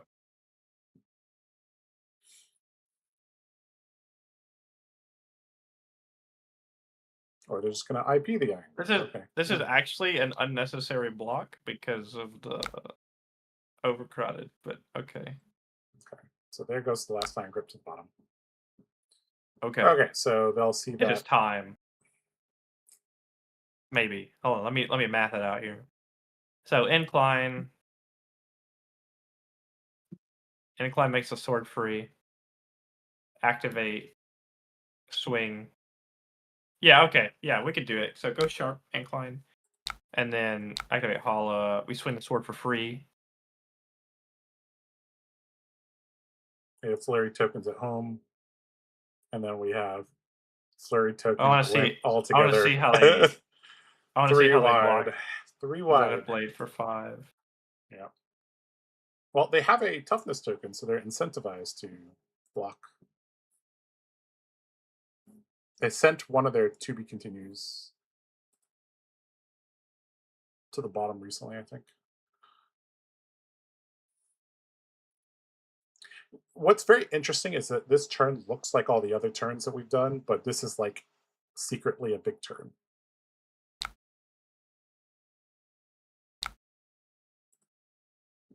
They want to put it to the bottom. That's fair.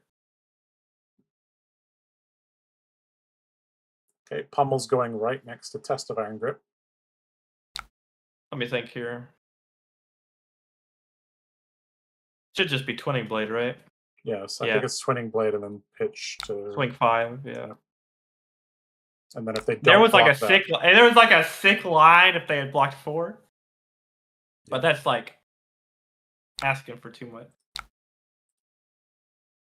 This is still very dangerous if they don't cover this.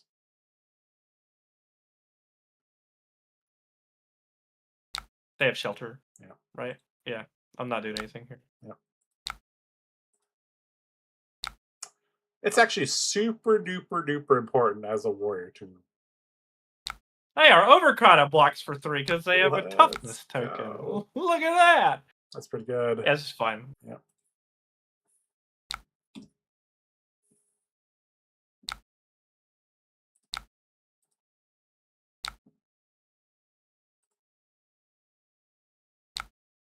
Five into 5 again.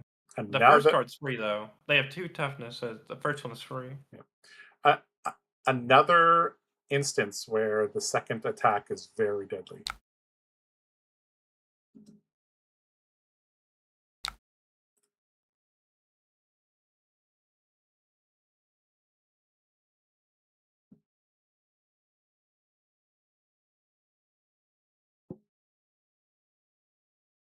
They have a to be continued. Yeah, they have a to be continued. Oh, never mind. Ooh. Play the Beck and Steel.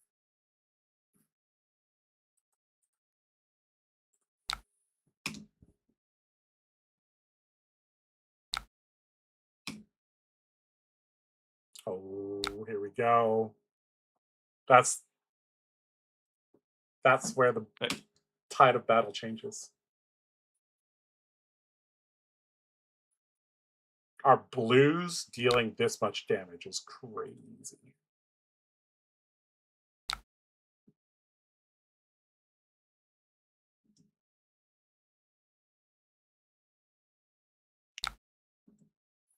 All right, they put, or they're resolving this. They're putting Cries of Encore on top.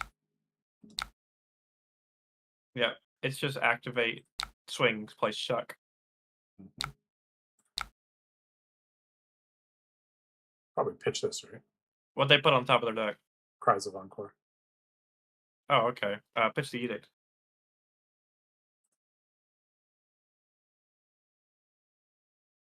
You want to skip Arsenal, huh? Yeah.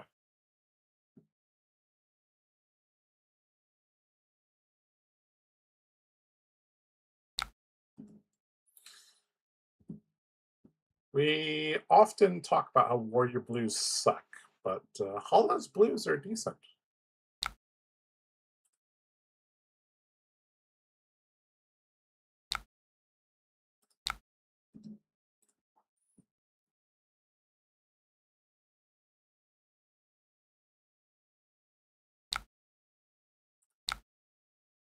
Let me think, because this hits, they've got 2 cards back into their deck.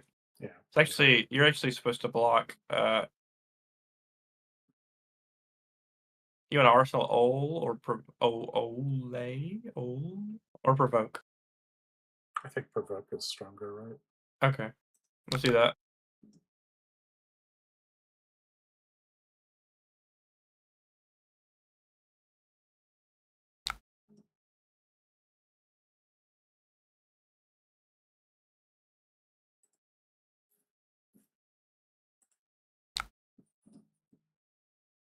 This game's going to be close. Can't really cover that. Okay.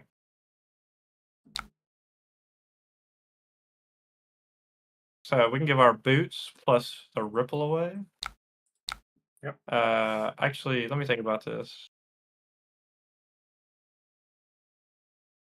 Just give the boots. And why is Yep. that? Because we're gonna get Test of Iron Grip. And I want to play both provokes. I don't think it's in this hand. They're IPing something. It doesn't matter. Damage is damage.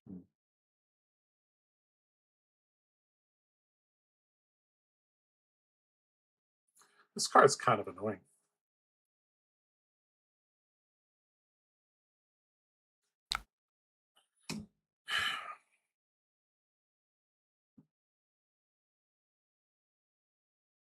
So we're behind on cards, but we're up on life. Yes. If Pleiades had Miller's Grindstone, this would be very. We'd have already lost the game. We would have already Yes. lost the game. Yeah. Missed my hammer. Rip Miller's. Yeah. Sharpen. Yeah. Swing. Yeah. Double provoke into Arsenal Ship. We'll see. Could also Paragon plating. Let's see. Yeah. We get a choice. We get to provoke whatever attack they block.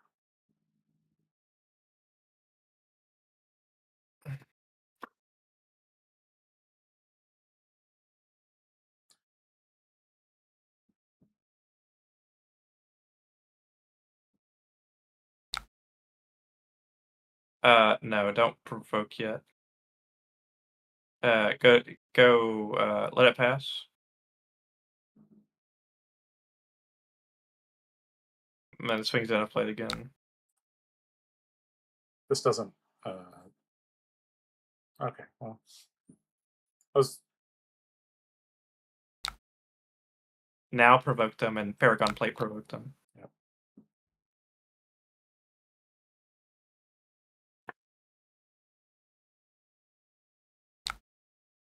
Ooh, that's a big card.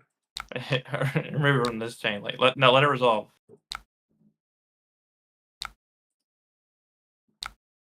Oh. Wow. That's why provoke's a good card, guys.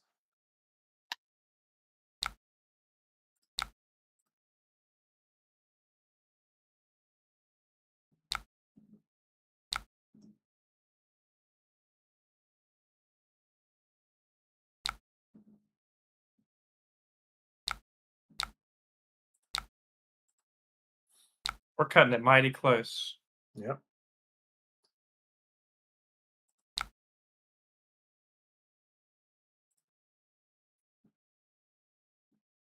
I think you're supposed to pitch the thing because you're getting. Doesn't really matter, does it? Deadly display them.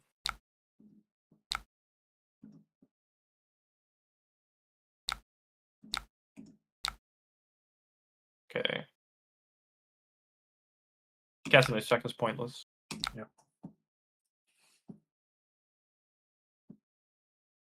They have an iron grip in next turn. Yeah, this cannot hit. This cannot hit. This cannot hit. Undo. This cannot hit. You just pass block. Sorry. Oh. You pitched the wrong card, and now it's made everything awkward. But it is fine. We're gonna have to block with the Swordmaster Shine. And the Ole. And your boots. You don't want to give up the Paragon plating to keep the Swordmaster Shine? No. At 7 cards? What do you mean, keep the Swordmaster Shine? You want to, like... Block with the block. How are you swing? Well, you know you're losing a damage here because of the... You need to sharpen and swing twice. So you're losing 2 damage if you do that. Mm-hmm. So you need to sharpen here and then swing twice. Wait, if you're blocking the Paragon plate, your play doesn't even make sense. Yeah, you're right. There's the pummel. What? Oh, they want to bottom it. No, they can't bottom it. That's not how grip works. What? Oh, they're changing it now? I see. I see you.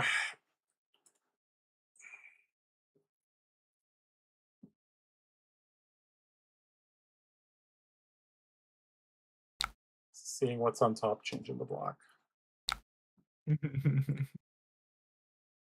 Cheating McCheater. Cheating McCheater. Give the boots.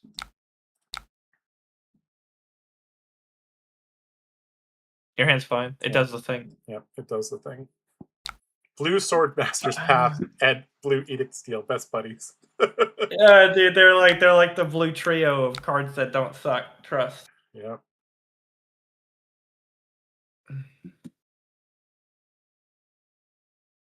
These 2 cards. We will eventually cast the Shock in our arsenal. We still got a lot more double swings in us, even though we're down to 5 cards.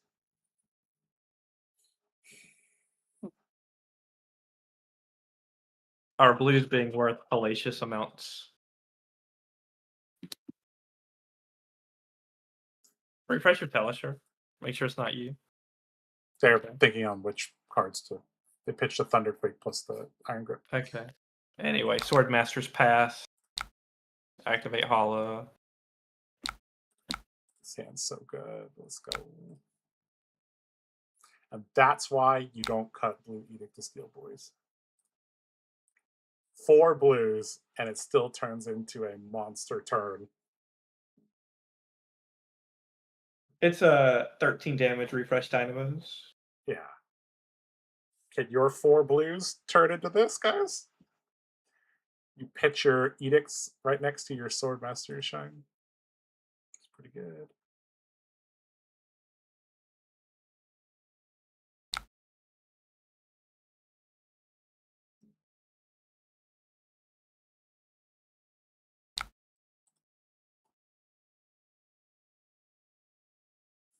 Look at me. I'm the fatigue deck now.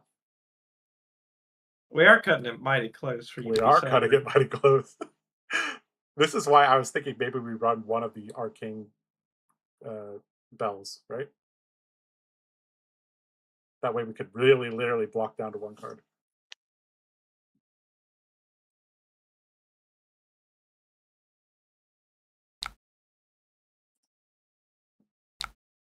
Hey, look. Look at that. Look at that, guys. It's like we did it on purpose. We pitched blue, Swordmaster's Path, blue, Edict of Steel. Eventually, we're going to start going Sword into Ripple away. Yep. Eventually. This is what you want your 3rd cycle to look like, guys. It's a thing of beauty.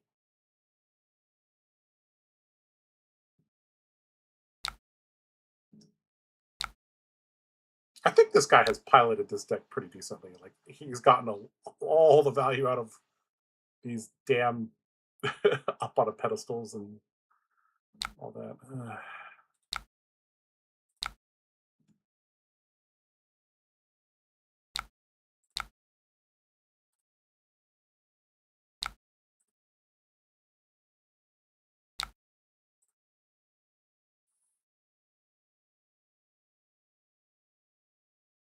It's just relentless pressure. If only our arsenal was like a Swordmaster Shine that we didn't have to Yeah. block. Yep. That's actually the combo finish, is put Swordmaster Shine into Arsenal. Blue, blue, blue Edict, blue Swordmaster Shine. That is the way to route people.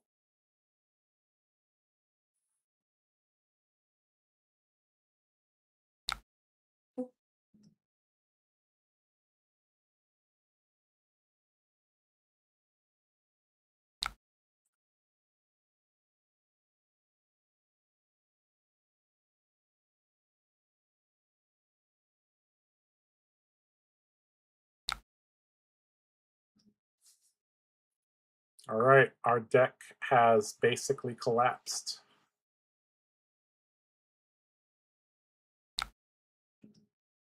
But so has their health.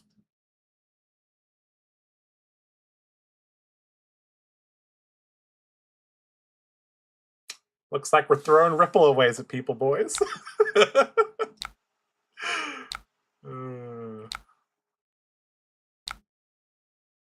It's the Shuck. Yeah.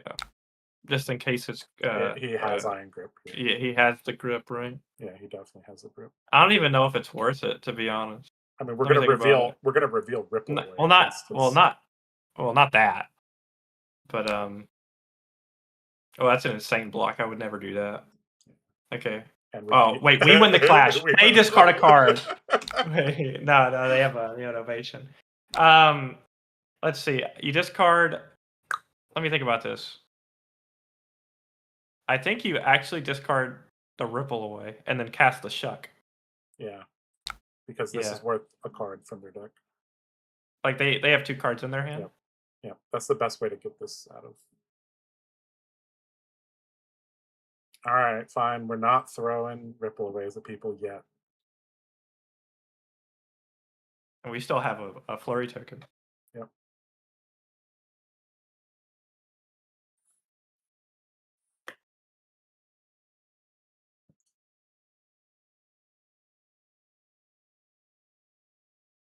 Fancy seeing you here. Hey, this is like a giant melding of the Fab community here.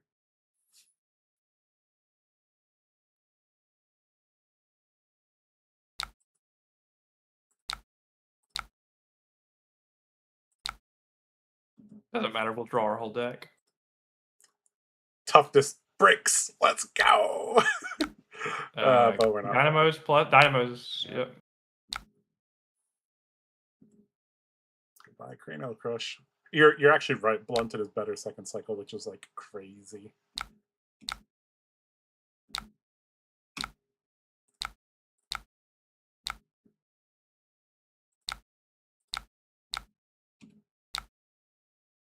Yeah, that should be game. Oh. I love how we never gave up the ability. Like the deck is still relentless. So like it's so still relentless. down to 3 cards in deck. It's still double swinging. Yes, I mean this is like the most thematic warrior there that exists. Like, yeah. Is this going to be the only game for the night? No. No, we are going to play other games. We're going to play against aggro decks, hopefully. I'll play an aggro deck against you. Yeah.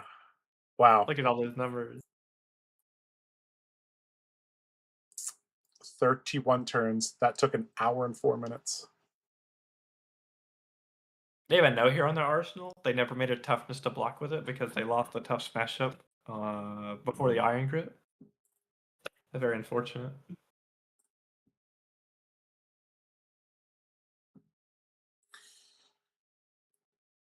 We are the fabtcg. Yeah, we are the fabtcg. Do you think we should have ran one bell? No. Time to fatigue Jarl for the next hour and a half.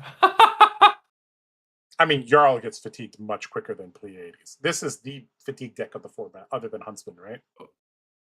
Yeah, I've beaten every fatigue deck in the format with this deck. It's I mean, you guys literally saw what we were doing on. I mean, it look at played this. quite well. The no hero in Arsenal's Damage threatened. Look at the damage still threatened on turn 28 and 29. We can still 13 damage. How much damage did we present the whole game? Go up to the stat. I want to see it. Where is that? 253 253. damage presented. Yeah. I mean, this I think is the highest a warrior can get. I don't think Fang can get 253 damage. I know Bolton can't. Dorinthia is very reliant on hitting, and this deck is defensive, so it's not likely to hit. Kasai maybe can get up to 250, but this is actually a crazy deck. What Hala is actually the best fatigue deck. Hala is actually the best fatigue deck, guys. That's actually crazy. Here, I'll play against you with Phi. No, don't do that to me. Bro, you gotta play the best. You won the fatigue matchup. Now you must play the hard matchup. Oh, it was promised to you. Can we play against Ziggy? I actually do not have games into him. You want to play against an illusionist? I could grab a list from a tournament. I don't know much about Ziggy is the thing. Okay, I will play. Let's see. This was the Switzerland National Champions list. Okay. I'll play this against you. Okay.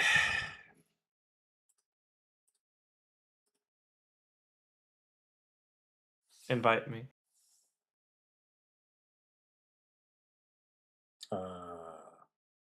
It should be friends only. You should be able to see it. Oh, okay. I think. Give me a second then.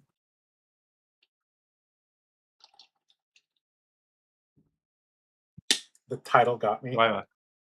Oh, there it is.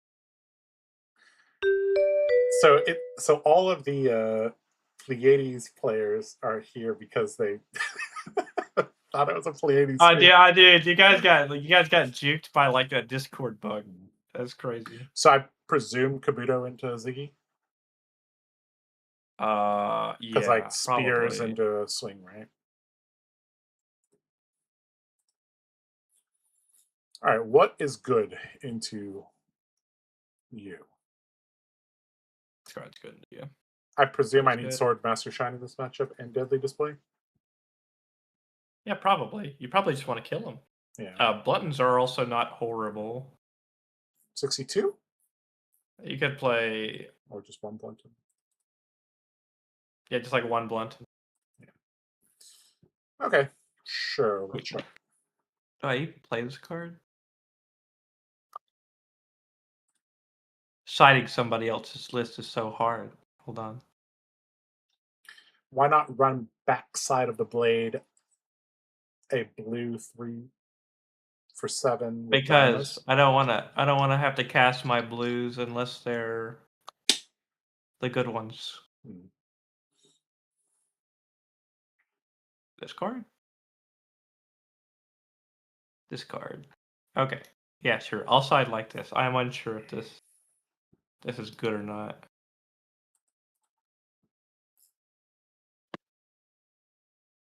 So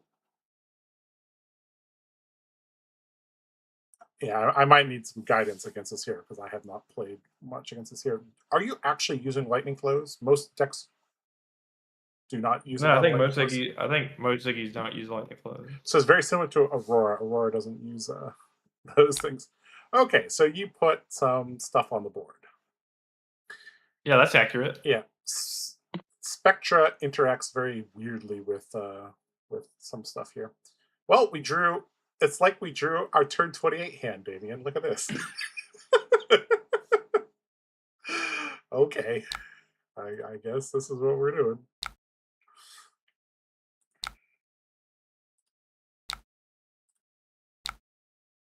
Yep, that's a good turn. Yeah.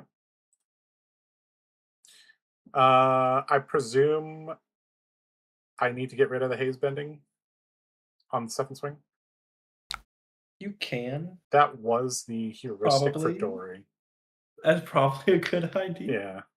Especially at high life totals. If only I had a Beckett Steel, I could send it at that.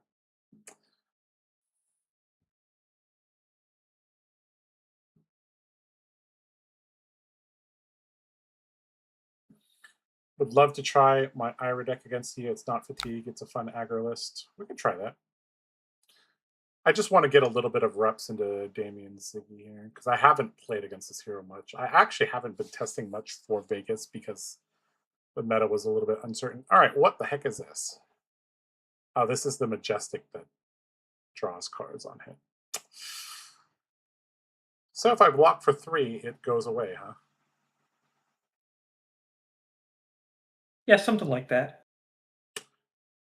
I think I'm just going to set a CNC at you. And do you like Arslan Yeah. Oath or Swordmaster Shrine?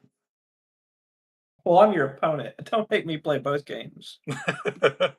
Well, which I guess we'll go for the high roll with Oath of Steel.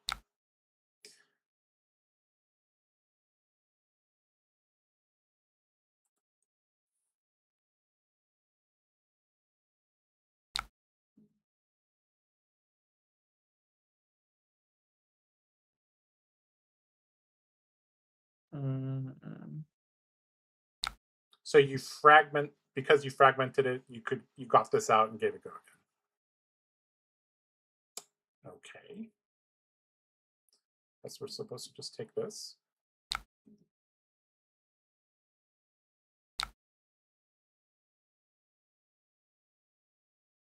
This is where Kabuto would have saved us a lot of life. Oops. Why Twinning Blade over Polished Blade? Well, that card sucks. Polished Blade is bad. It has a lot of words, but it is.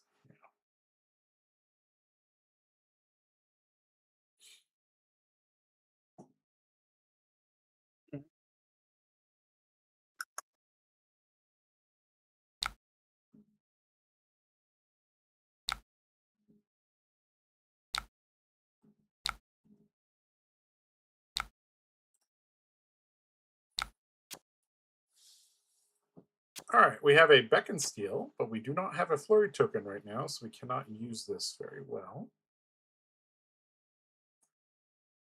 Unfortunately, this hand looks like it's just going to block and kind of wait till we draw some Edicts. And then we can go with this Oath of Steel.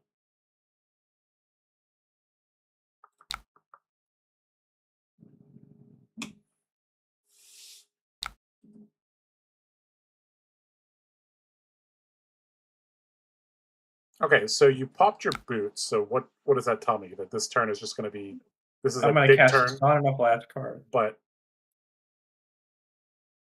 okay.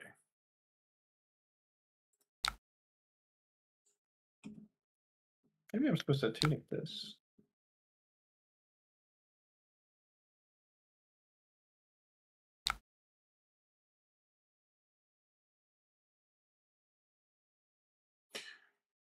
So because you have Reality Refractor, am I supposed to try to clear your board every turn, kind of like Enigma from back in the day?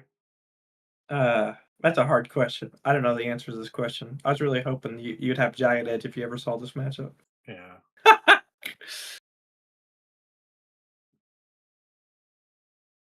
If I block down, I mean, you're just getting to swing for 5. You get a good hand extension. Like if I don't actually poke you, like. I mean, if you're like talking about swinging 3 damage versus playing a turn, 3 damage is not going to do anything.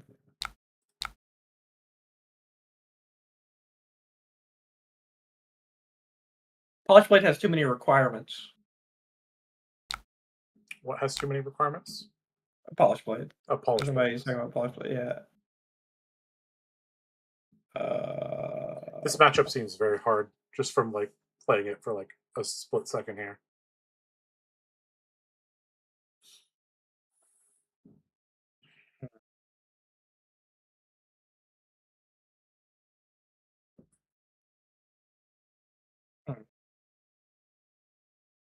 Seven.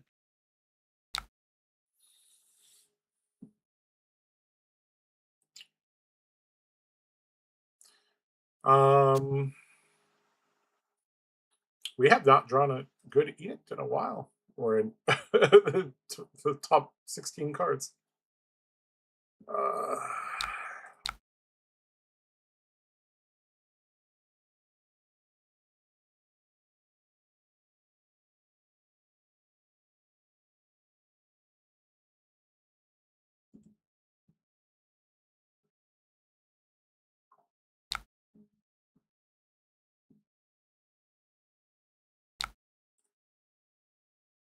This is where having a jagged edge would be very nice. Like, Yep, this hand blocks for 3. your your your your ward keeps accumulating, which is like without a reset. That's yeah.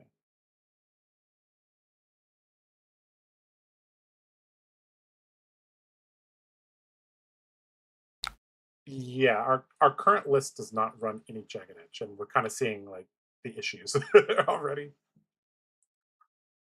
I'm also extremely inexperienced in this matchup.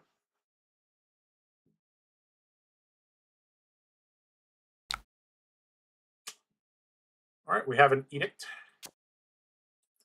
We have a Swordmaster's Path, but we don't have our Beck and Steel.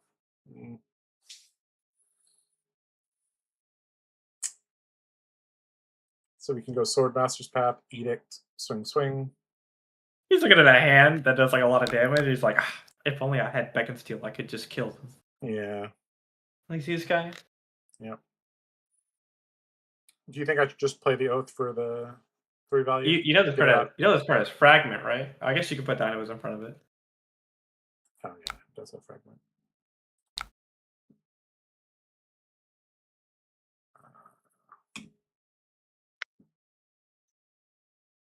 I don't know. Does he play Lunging Press? Hopefully not. Yeah, they do actually. They play Crackle with Power. Oh shit! So yeah, that was correct. And I Crackle with Power. That is the wrong game. Crackle from afar. Crackle with Power. Wrong game. Man. I hate you. I hate you. Why is there damn Ripple away in this deck? I don't know. That's the person who won the nat.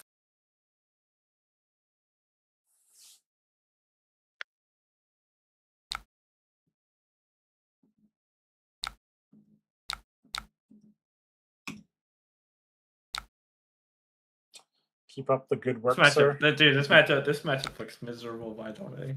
Yeah. I expected it to be bad, but you could add tech for it, I think. For sure.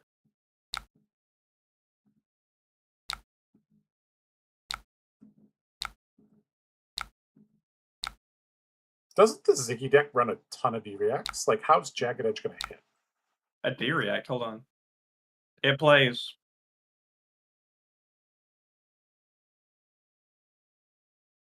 It plays 11. Is what it says here. That's a lot of D-Reacts. Hopefully you'd combine it with something like Swordmaster Shine. I mean, if Ziggy plays kind of like Enigma, then you just have to be really, really aggressive. So.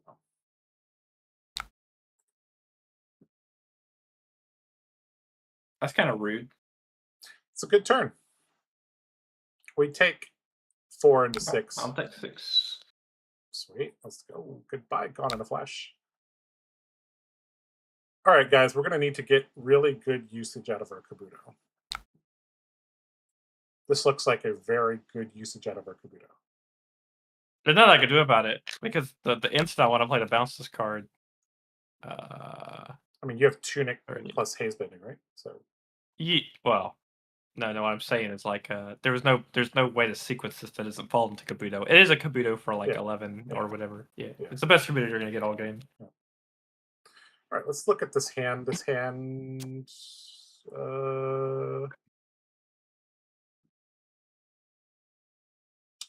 Doesn't have a flurry token, so it's kind of sad. Yeah, it's pretty sad actually. It's probably just Arsig the Burning Blade.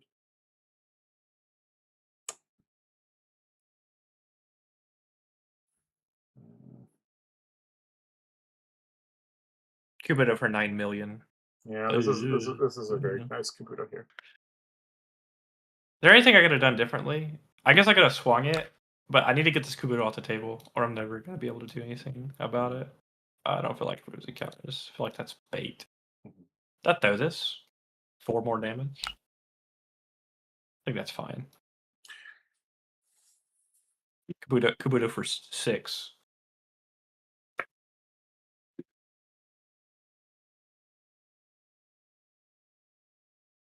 This hand's very awkward. Well, against most decks, if a hand's awkward, you can block. But Illusionist is like the only class where like doing that gets you in trouble. Yeah. So this is like the extreme of what's happening. Yeah. I think I'm supposed to sharp incline swing deadly display arsenal brimming blade. Do you think that's the correct line with this hand? You need to do something aggressive. Yeah, I put a shield on the board with 3 counters on it. yeah.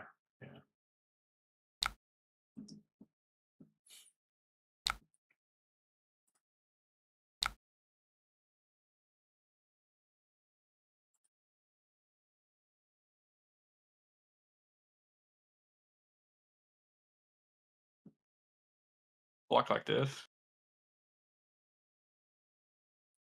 Yeah.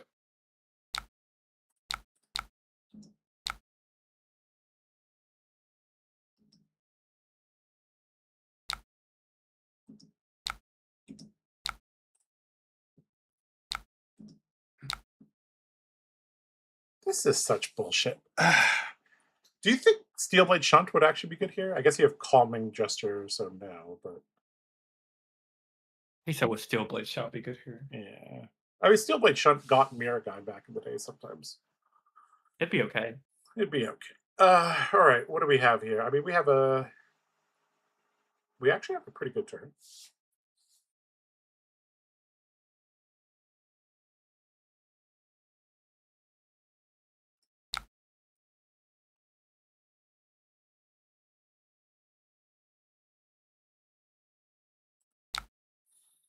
Hmm. It's actually quite funny. I almost like couldn't block. Very funny. That blocked in such an interesting way. Uh-oh. It's big. Oh, this is giving me Mirror Guy flashbacks.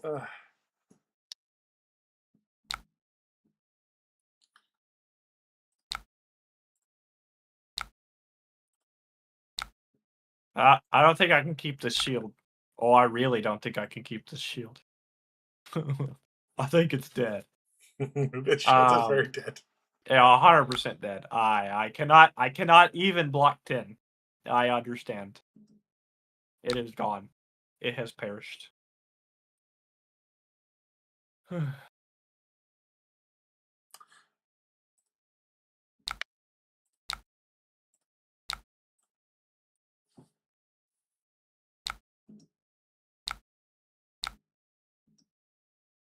Oh shit, you could have made a lightning cloud.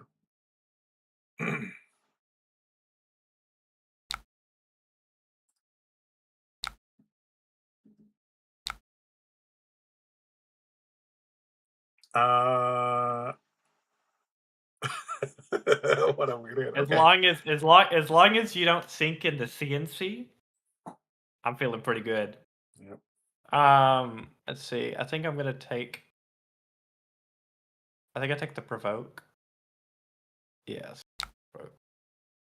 Oh, it just came back. Oh. Okay. You're actually not doing too bad, to be honest. Yeah, it's actually not that bad. For how well I think I've drawn, you're actually not doing that bad.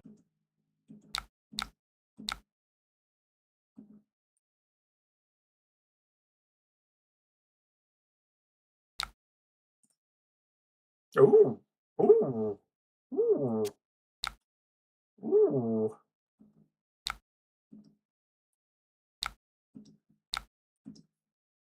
I think I should have blocked my armor earlier because I like died of his attack reacts now.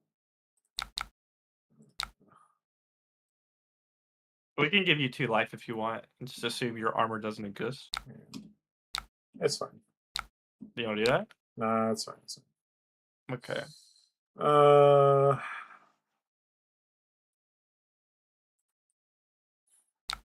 need to learn.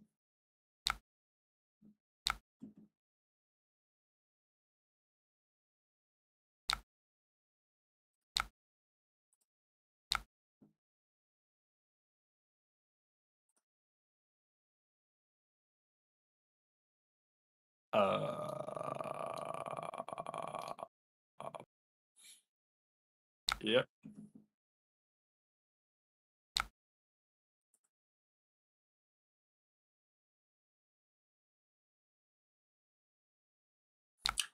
This game seems to, or this matchup seems to go a decent amount of time. So if I had Jagged Edge, I'd probably see at least one, which is nice. Hmm.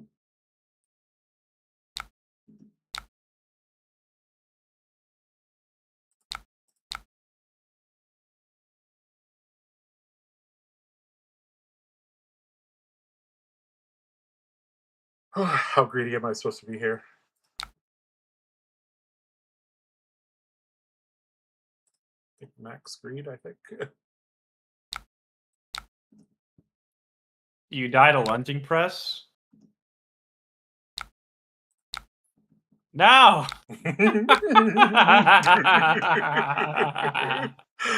I do not die to lunging press, sir.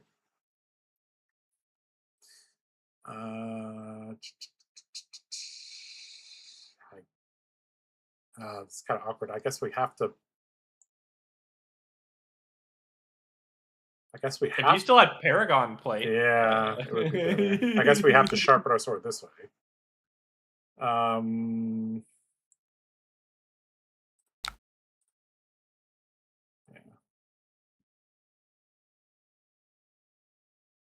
Do you think I should have used that? I think I should have used Unsheathed before, because there's a chance I get the bracers. There is a chance you get the bracers. Yeah. You probably should have. Yeah, I should have. To be honest.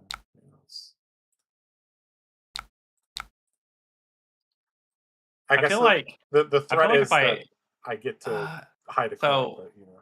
if I don't block this, I have to kill you somehow. These Sigil Solaces are goats. I could block like this, and my turn is just swing 5. But if I block like this, do I live? Take 2. Got a 4. Have to give you a card on the Zenith Blade. Don't have to give you a card on the Zenith Blade. Well, it's for 5, right? 3, 4, 2. It'll be for 5 if this hits. Yeah. I'm supposed to push.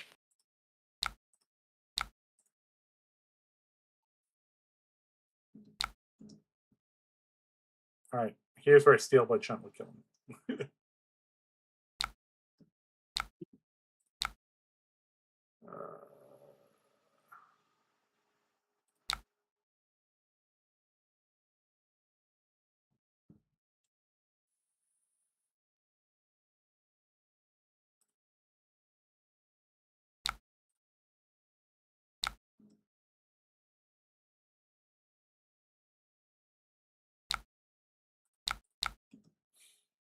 You know what's funny is if you had Paragon plate here and you didn't block with it, you could Sharp Incline and double swing at me. Yeah. Very, very funny.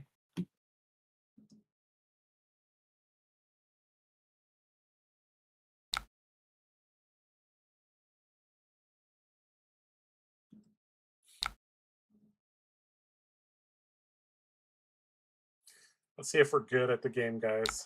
We are not.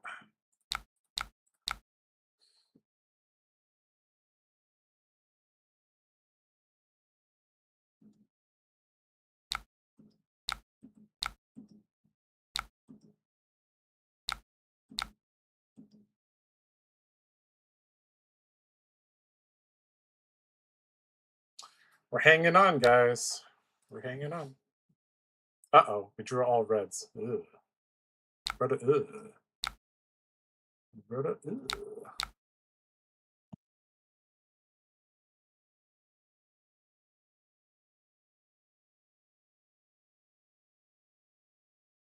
So what tricks other than Fleeting Starberries could this be?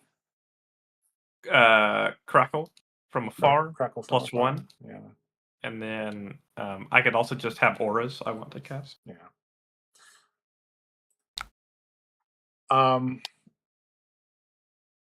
Do you think I should? I drew 4 reds, but I have a flurry on board. But if I can keep Edict plus 2 cards, I can present pressure back. Basically, It's up to you. give one of the cards plus the Sigil of Solace in Arsenal. You could do that if you want to pressure. Yeah, I'm at 1. You are at yeah, 3. I am sending 6. yeah. I have cards in my hand. I think it's It's up to you. okay to play a little longer. I think I'm not 100% As you guys sure. attack for 6. Yeah. You attack for like 6 either way, almost. One's Yeah. like 4. And... I really wish I had a blue, but I don't. What is this? You're dealing an arcane damage to me? Okay. Yeah, I'm making a lightning flow. Okay, that will happen.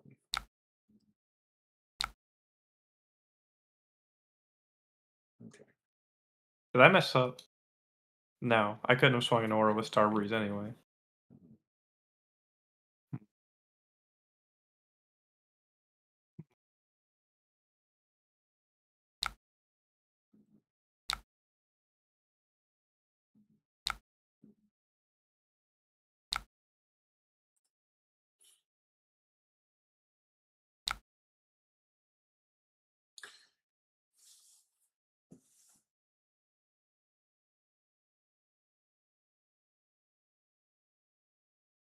Hmm.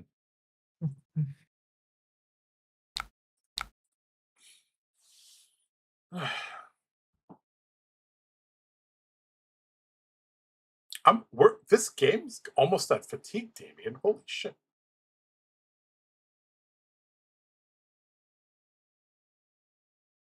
What a crazy game. That's a tough one. I've never played this matchup, but like, huh. If I give Tunic, I can present like a monochrome of lethal. What does the supreme late game look like for this deck? You don't have infinite damage as long as you have no auras, right? Yeah.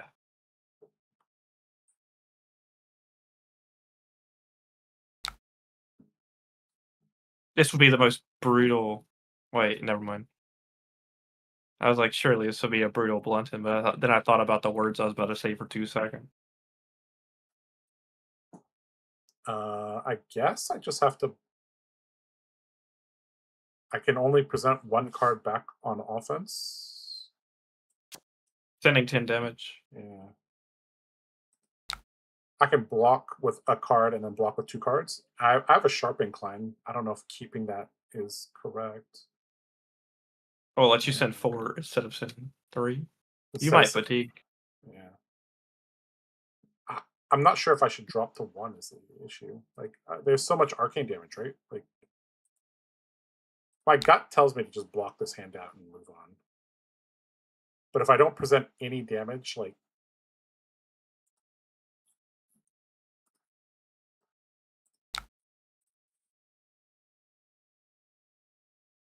how much arcane damage can you deal to me? Let's find out.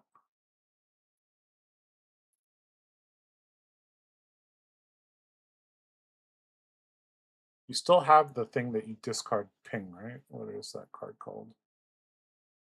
Duality? He's probably still, yeah, you still have a duality. I can't go to 1 because I don't have any total lines left, I think. Yeah.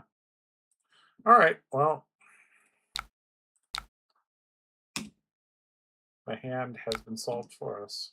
It's really funny. I had a crackle in case you blocked 3 on 5. I could have attempted lethal. Yeah, yeah.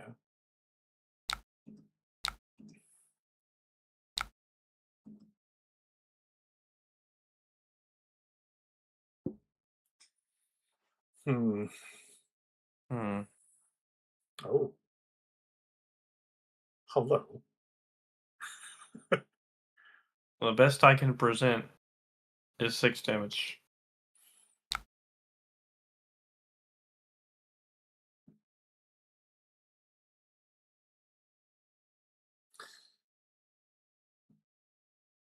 I can't do much.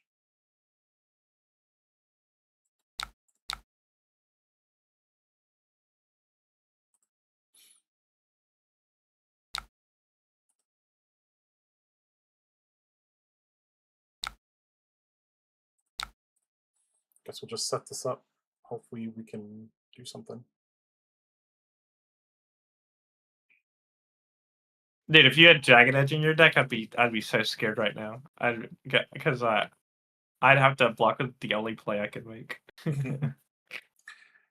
It probably is worth putting maybe 2 Jagged Edge in the deck, but I'm not exactly sure where to cut is the issue. I feel like Blunted could be a 2 of. Like, Surely we don't die to any attacker yet.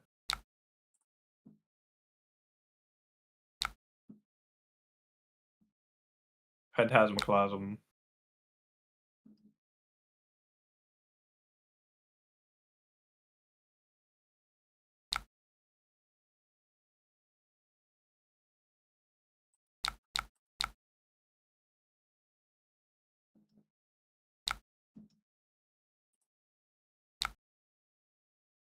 still have a red Edict in our deck. We really need it.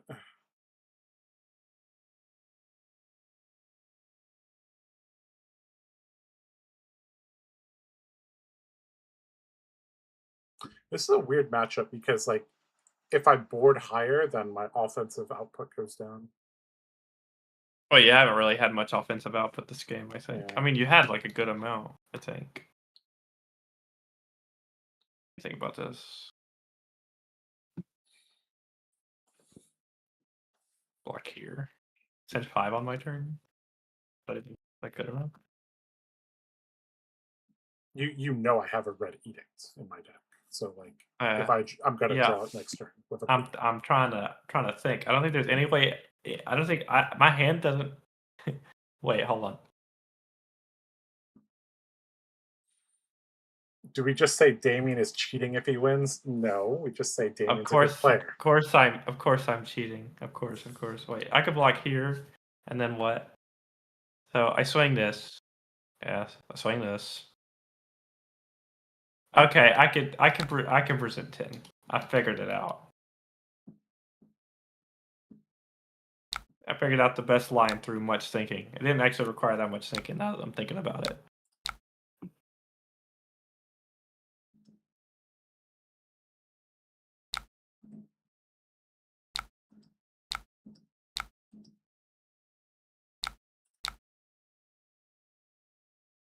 Do I die if this overcard isn't blocking for 3?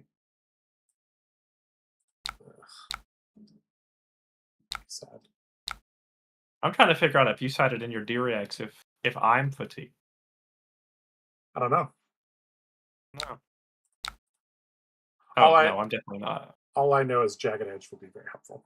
That's all I know.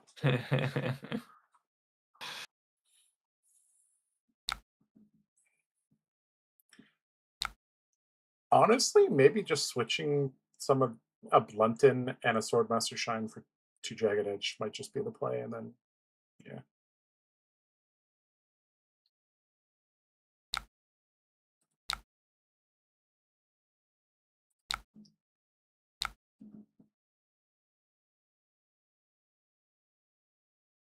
Oh, wow, that ends my turn.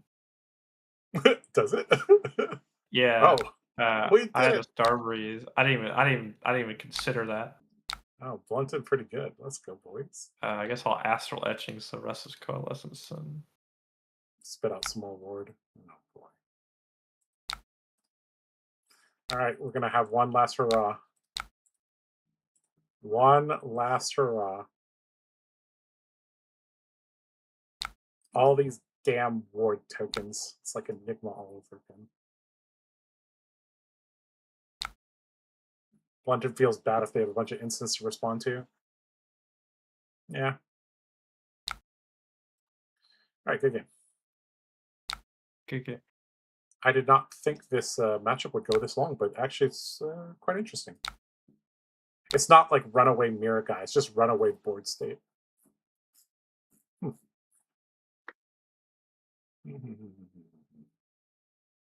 Dude, it's so funny. You are for a long time, Jesus. Very funny. Yeah. So you have a bunch of D-Rex in your sideboard, but you didn't side them in. Do you think that is how normal? I don't know. I didn't know how to sideboard the deck down to 60. I didn't want to put the whole deck in. What was I supposed to take out? Cards that hit you? I didn't know how to sideboard the deck. Yeah. This is Enigma if she wasn't super oppressive. Back when Enigma was in the metagame, Warrior did not have Jagged Edge. Well, Worlds in Osaka didn't have Jagged Edge. Okay. Feel like we could play maybe one more game, Damien. Let's see if we can find an aggro matchup or something for the people at home. We got a lot of people watching. I don't want to let people down when there's like 200 people here watching this. All right, Damon, we're playing against a Riptide. Oh, we're gonna fatigue them. Oh gosh, go first. Now, the question is, I thought that back in the day, everybody was like, "Oh, run DG against Riptide, fatigue them," and people are like, "No, you can't do that. It's impossible." So, put in every card that isn't Amulet of Echoes, including Blunted. Yeah, I know they don't have a weapon, but put it in. All right. Now, I presume. Okay, our opponent loaded 60. They're in trouble. They have lost the game. Oh. By the way, we're gonna attack on turn 0. Let's go. I think we're gonna double provoke Arsenal the Edict, right? What? Hold on. We get a bunch of cards in their hand, right? Hold on. I like. I'm considering activating Hala and casting. Yeah. No, I'm considering actually attacking them. Hold on, let me think. Is Grains just better for the Guardian matchup? That's a good question. Because the thing is, if we're fatiguing them, we should take cards from the deck. It doesn't matter if they reload to take a 5-card hand. It might be like kind of bad if they Boulder Trap us, but they played Long Drawn Half Glove. I think you activate it with a Beck and Steel, you cast the Edict, and we just start zooming. And the Arsenal to provoke. Okay. We're just trying to get max cards out of their deck, even if they get max a 5-card out of their deck. Hand. That's correct. Let's try it. This is what I was playing against Riptide earlier, and I did this. Why don't we talk a little bit about Grains versus Paragon Plate? Now, we haven't used it a lot, but it's good. But it lets you play lines that you could not play. It's just... I feel like Paragon Plate builds you out of a lot of hands, you know? Now, the point is, like, it allows us to pressure back if we're blocking down to no cards. So you could actually provoke here to leak on turn 0. Like, leaking actually matters, but... return. I actually provoked him. Yeah. The last card. And then hit him. Hit it. I love them starting at 33. Let's go. You are starting at 33 Riptide. They do get a 5-card hand with a +4 pop on it. Yeah, so that's neat. It's like a 6-card hand. Oh, is that it? Oh, is that it? I'm very disappointed. You could block 3 cards and Arsenal provoke. Yeah. Or you could swing sword for 3. Arsenal. Yeah, this was fine.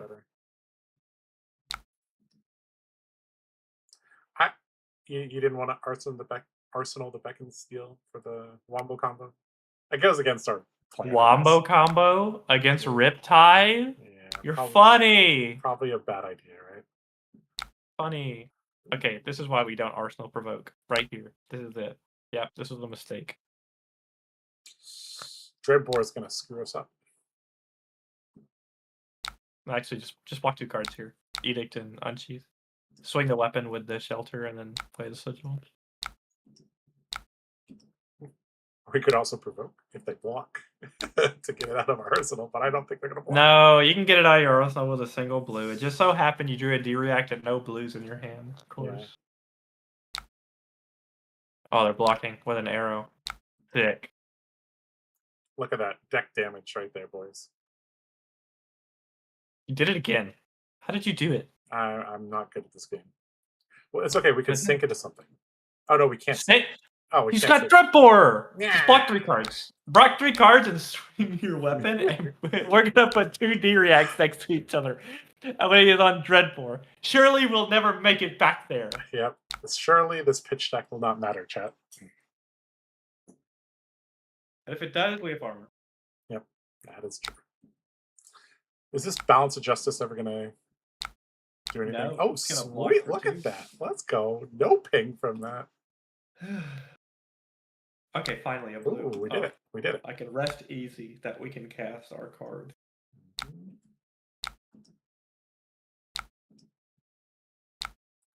Oh well, we have a convenient 8.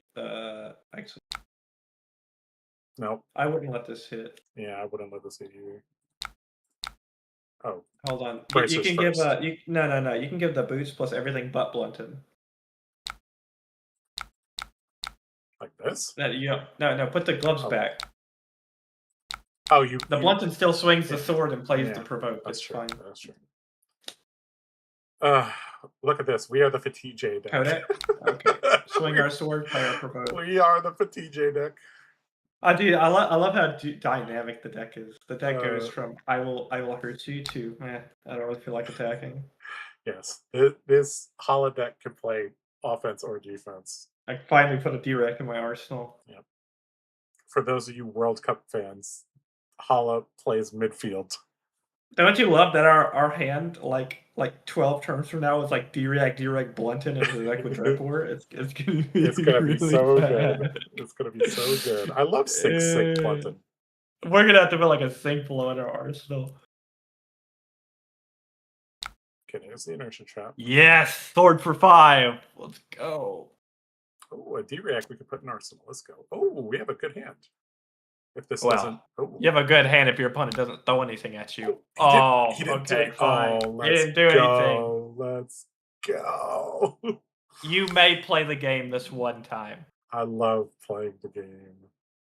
He's gonna inertia trap you, and it's gonna be 3 D-Reacts and a blunted on the bottom of your deck. It's gonna be great. That'll be great. That'll be great, chat. It's okay, they did nothing. Let us attack them for 10. Yeah.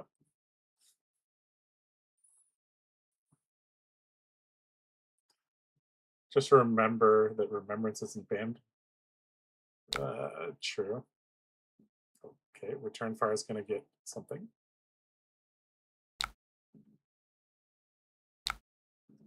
You can activate gloves. I love activating gloves when they don't have a shield.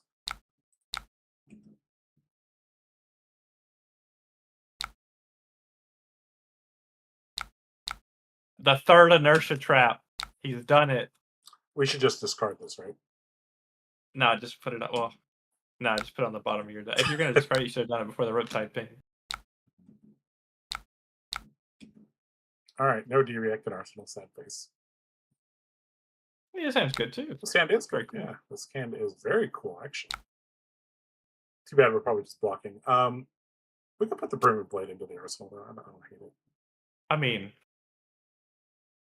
we don't have to block if you don't want to anymore. Yeah. All right. It's just vanilla damage. Fine. Let's end the game quicker. Oh no! We're not even below. We're not even below 40 yet. Oh great! Inertia tokens don't matter. Let's go. Well, hold on. You want to get an extra? We block this in Arsenal. We could block this out in Arsenal Brimming Blade. Or Edict. That's boring. I want to go. Okay, it's boring. You want to play the game? We can play the game. Give boots plus button. Yeah. All right, fine. Let us play. Yeah, I would like to play the game. You want to play the game? We can play the game. Yeah, I would like to not fatigue them if I don't have. Oh no, you will fatigue them. Yeah. But we will play the game a little bit. Yeah. I mean, when we draw Edict plus Brimming Blade, we gotta do it. Edict, Brimming Blade, Blade. I can feel you like frothing from the mouth at playing your 3-card 13. Like I feel it. Yeah. Oh no! Oh no! You see the problem? Like you're casting traps now. Look what you've done. Look what you've done. Guys, do not do what I'm about to do. Look, he's outvaluing us now. Do you see what's happening? Anyway, we drew it again. Let's try it again. All right, block your card and dynamite. Yeah, let's try it again. Surely he won't have it the next time as well. Yep. Surely he won't have it again. He's out of return fires, so you know. That's true. Don't frailty trap me again, bro. I'm really sad. It's so funny because even from this moment, still super fatiguable. Yes. We're just limit testing here. Game actions are a mistake. That's right. Game actions are a mistake. Look, it's happening again. God damn it. Guys, this is why we should just be boring. You say that, but he's still dying. He's still dying. That is true. His health or his deck is evaporating every single time we're doing this to him. Ooh. He's just getting more value out of his deck than normal. Oh, and we also... Oh, this is always going to be on, but... I just block a card.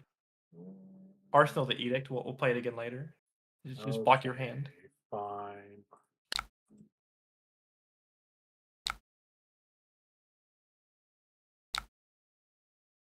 Never mind. We're arsenaling the Deadly Display. And oh no, you can give a piece of armor. That's fine. Yeah, give the bracers. Yeah, bracers. I get the bracers. Bracers are the one to block first. Keep the Edict. Yeah. Yes. Yep. Edict yellow, good card. Is this deck list in the Discord yet? No, he doesn't put them in until after the stream, sadly. This is the list. It's in chat. Take the bait. Cast the toe the line quickly. Wait, let me think about this for a second. Yeah.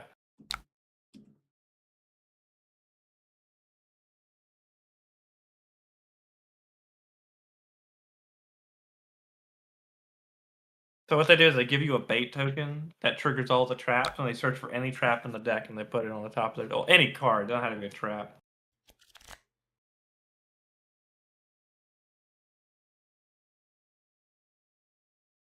How does has this work decided again? to Arsenal. Well, you click it. Our opponent has decided to Arsenal instead of send an attack at us. Very nice. Swing the bait. And then don't activate it. Because they've definitely searched a trap. Just pass. No, just pass. I don't care. They did nothing on their turn, I'll do nothing on my turn. Like, we can just pass the turn. Can't I rip away the bait as well? You could have, but I didn't want to do that in case they were going to hit us.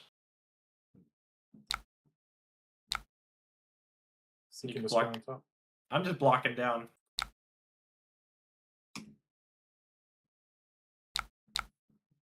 Yeah, you could ripple away the bait. I just didn't want to do it because, like, if we get attacked afterwards, it's pretty scary.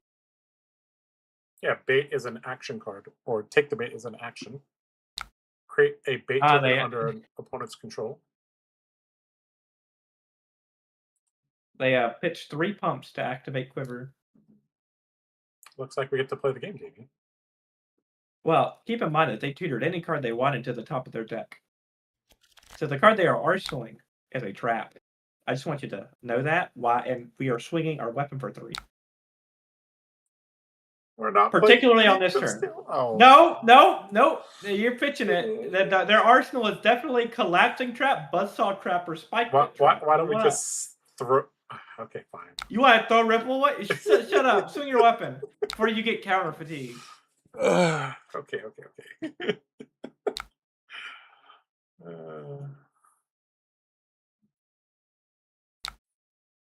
Game actions were a mistake.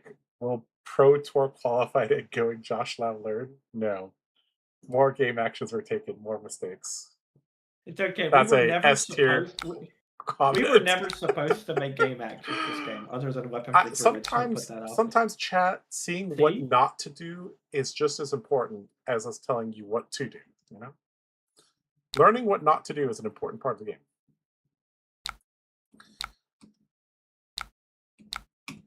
All right, this is a giant ass arrow for a lot. I just block. Just block the hat. Yes, this is fine. Codex? This Codex? No? No. I guess I'll cast a sigil and go to 31. I love making game actions. That was a game action. Oh no. No. Surely he cast Scar for Scar, Rabble, right? Surely. Yes. This is what happens. We need a classic warrior swing weapon IPT, Josh. Oh god. Uh-oh. Wait. Maybe. Ayo, ayo. A pump? Okay. Nope. Redoing it? Okay, okay, okay.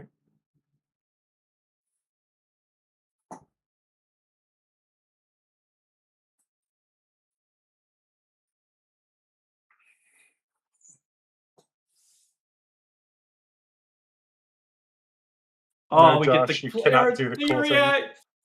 Quick, Josh! Take below the shelter! Sink below the shelter. I love doing that.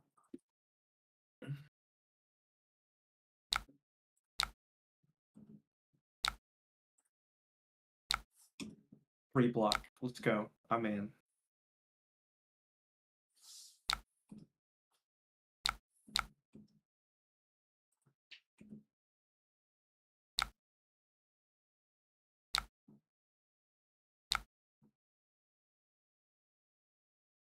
But you can block 2 cards in total line now.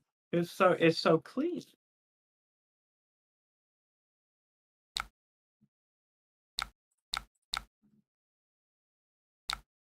I have not seen this card in a long time.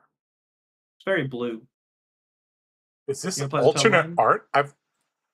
No, it's not. That's I what they just all look like. this is such an old this is from Outsiders. I haven't seen this card. This is such an old card. Yeah. It's from Outsiders. Yeah, I know. Azuri came out in Yeah. Outsiders.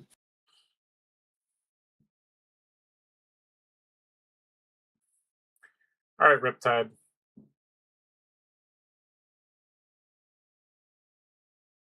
Don't say I didn't actually take game actions.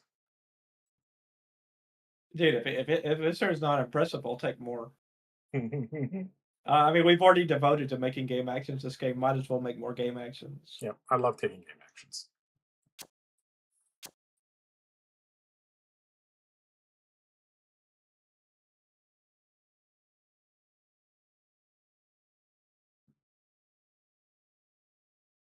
Let's give 2 cards. Oh, it's for 4. Just give 1 card.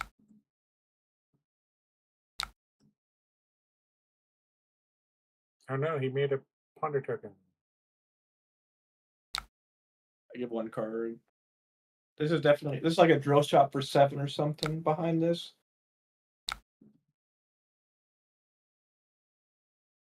Searing shot, 2 cards and boots. I love blocking. MILB. Man, I love blocking. We're not going to let Davian take over the build movement. I've already done it. Man, I love blocking. MILB. All right, we're about to draw our awful pitch deck in about 3 turns. Yeah. You paid for the game And? actions, so you're going to use all your game actions. That is true.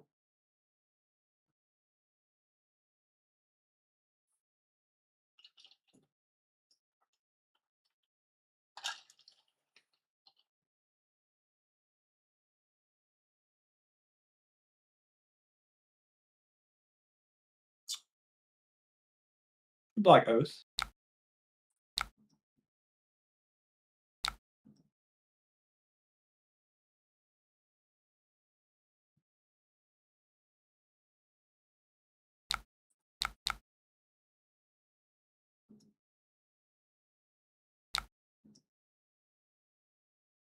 I know it's weird, but you should swing your weapon for 3. Yeah. Yeah, it burns the flurry token, but you know, it is what it is. We'll cast the Edict on our arsenal at some point. We have to. Yep. Blue Edict is a If you don't cast this Edict, we'll never be able to arsenal the D-React that we've needlessly put in our deck because now we're screwed.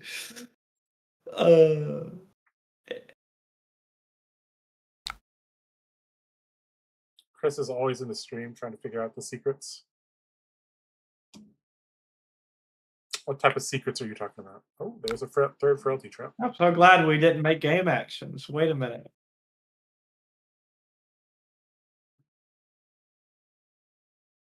Oh, we can cast the Think Below. Oh my goodness. I want to think the total line, to be honest. Sure. I want a blue. So I can take game actions. Oh no. Oh no! The game told you you can't. The game told me to just fatigue. Oh no! See, you got frailty tokens. You aren't supposed to Yeah, make it. I wasn't supposed to take the elections. Wait, hold on. Undo, What? please. Oh my gosh. What? Take 2 from this. Our arsenal is a card. I don't want it to be there, and I really don't want to cast it. You should block unsheath, take 2, sling the sword for 2, and then play a sigil. It puts that 3 block back in our deck to take this. That's crazy. Dude, what? I'm right. That's so crazy. I'm so upset the more I watch Riptide, the more I realize you counter him by doing nothing. It's such a high EV inertia token. It's we get to put real cards back in the deck.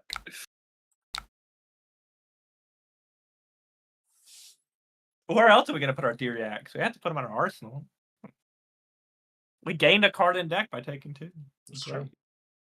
We didn't know we block an arrow for 5.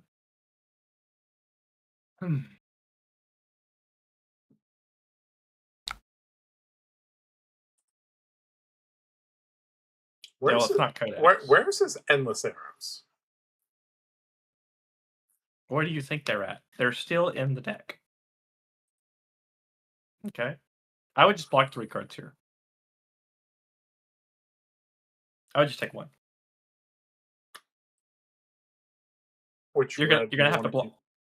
I mean, we're probably gonna have to give all of them anyways, but yeah.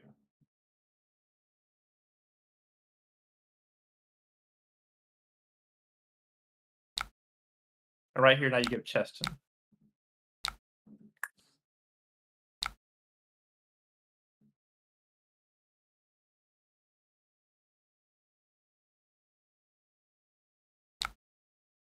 You can give the display. You could actually hold on. It's actually just higher EV to block 3 and just take 2. It plays around like pump, endless arrow. Yeah, this is fine. Even though we have a 2 block and can cover it cleanly.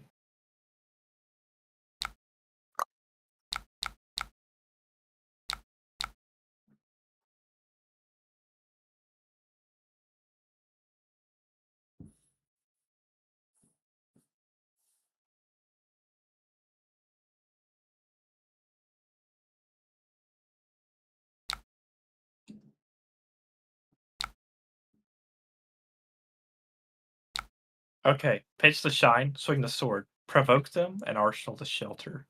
Yep. Do not Hala. You're gonna trigger inertia trap. Well, they don't have any more in their deck, by the way. I'm pretty sure their deck has no more traps in it, except for the legendaries. So, actually, I don't even want to cast provoke. It triggers Spike Pit Trap. Let's just pass. I'm too scared. You think they're running Spike Pit Trap? I guess they probably. Bro, I know they're playing Spike Pit Trap. I would play Spike Pit Trap in the Hala. There's no way. Wait, this is our pitch deck. Okay, we'll shelter and we'll move the sink into arsenal, and then we'll be fine. Okay, now we swing the sword. Pitching the sink. You can actually make it 4 this time, I think. No, they play Buzzsaw Trap. Never mind, just swing it for 3. Pitch the blunt. No, pitch the D-React. Yes. This is peak Provoke gaming here, boy. Okay, never mind. Ah. The spider wants to know your location. All right, here we go. Final hurrah. This is not a final hurrah. Calm yourself. Let me think about this. This could be so 7. They could go pump into endless arrow for 7. Yep. So make sure you have 7 block. You have a direct in your arsenal, right? Just block 5 here.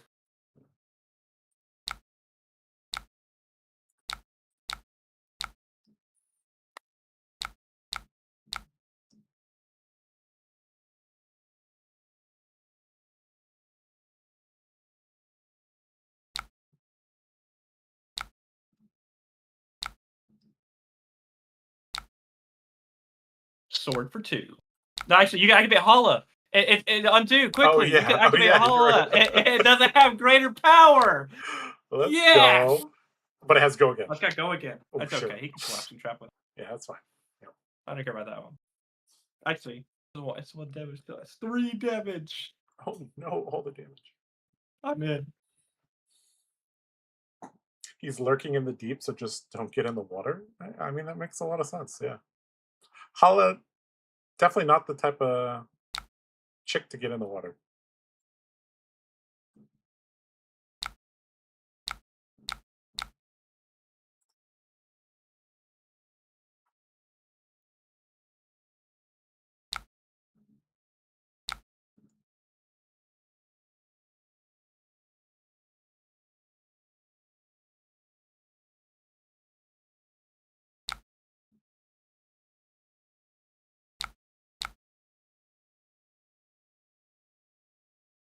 Give 3 cards and your gloves.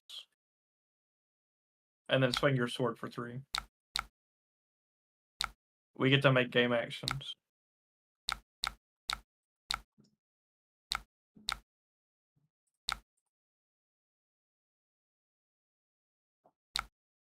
Not swinging a tire. I mean, clearly this is not for swimming. They only made Beach Kasai.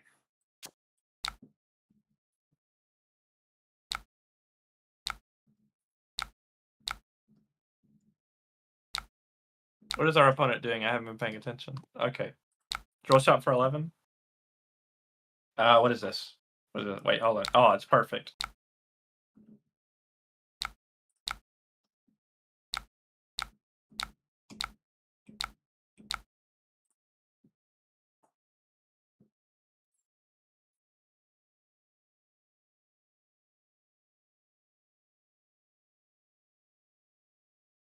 Okay, Oh. hear me out. Oh, Hear you're me just out. passing? Let me see. Let me see his graveyard. Let me see his graveyard. Oh boy. Let me see his graveyard. We haven't seen any of the legendary traps yet. No, actually, no. We saw them pitch Buzzsaw at some point. I saw it. Pitch Sink Blow, Swing Sword. It's wait, actually activate Hala and swing the sword. If they're gonna play Buzzsaw trap, I want them to play it now. It doesn't matter. Pitch a blue and then pitch the Sink Blow. Maybe we can provoke them. We'll see.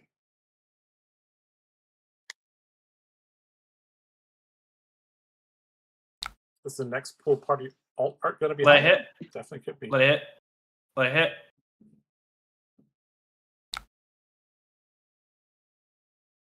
Swordmaster shine it.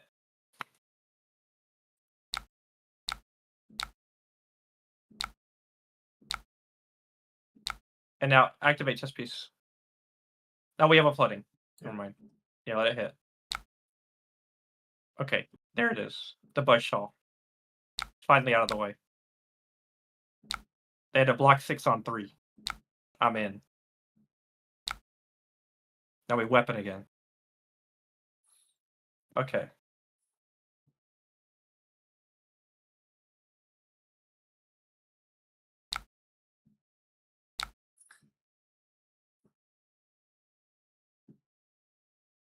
Send your endless arrow, let me block it, move on with life.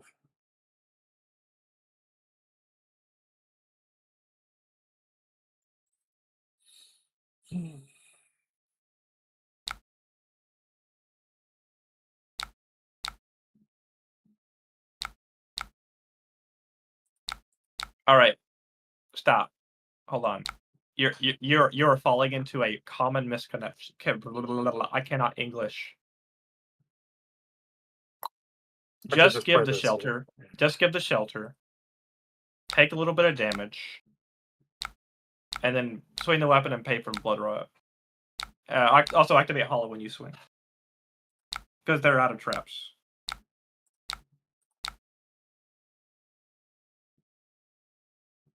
Yep.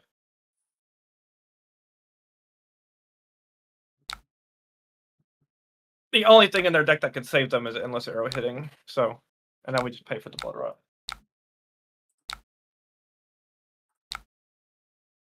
And then don't. It matters. Okay, you've decided to. Oh, we're drawing all 4. Okay. We have done it. We have made game. Ooh, get to cast shelter on this. We have made game actions, and we still won. Are you happy? Yep. Okay. We could have won at like 38, but 5, go again. Crazy. Give a card.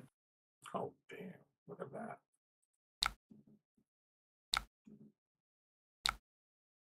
And now you can give a card plus dynamos, or you can leave play the D-React in your arsenal. It's up to you. You want to sink below a card? Hey, Oh, I dude, came Talasher. back. We're the same card. God damn it, Talasher. We have done it. Activate bracers.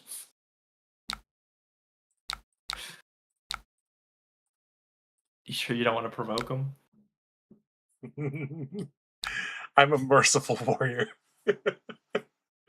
I'll give you a clean death. Yeah. So as you can see, we decided to do things and took damage for that.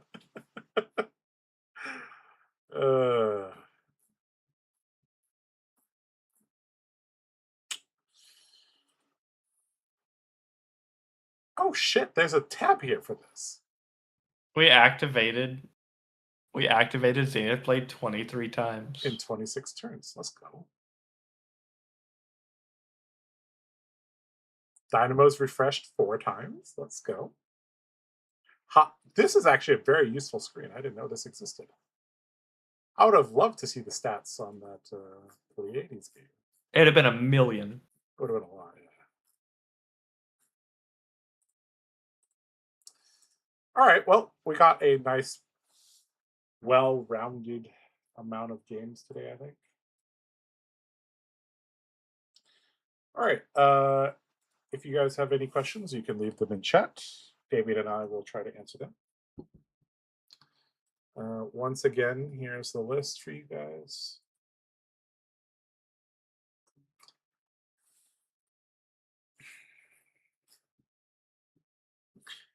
So, in terms of changes, Damien, I do think going down 1 Blunt and 1 Swordmaster Shrine and up to Jagged Edge is probably correct.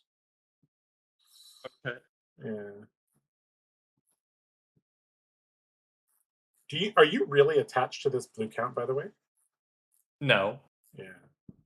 I feel like removing an Olay or something might be correct as well. We never resolved this card. I don't know. This deck kind of goes crazy after Master Pack Warrior, huh? Did we win every game tonight? Oh no, you lost to I lost to Ziggy. Ziggy. Without Jagged Edge, but you got it was 1-1. Yeah. Or something like that. This feels like a deck. Okay, let's keep it real here.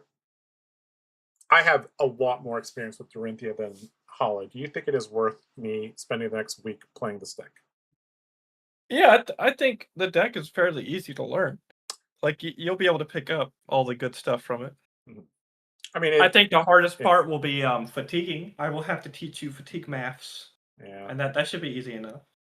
Yeah. This plays a little bit similarly to Hatchet Dory and a little bit similarly to Quicksilver Prodigy.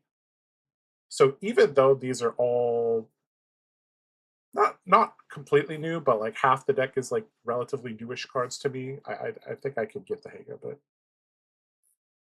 Is the juice worth the squeeze though? I don't know. I think it's in a good place. I think I have to. I mean, since you are vehemently against playing Kasai for some reason, by the way, doesn't hate Kasai.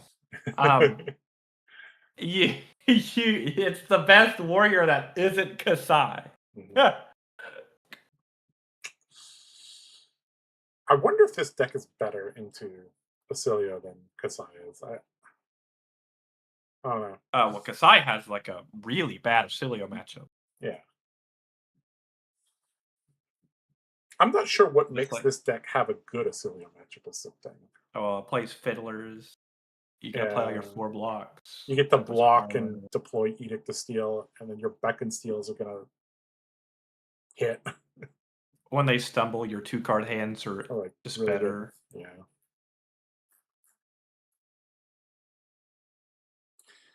All right. Do you value Paragon plate more than grains because Braveforge bracers is your resource dump?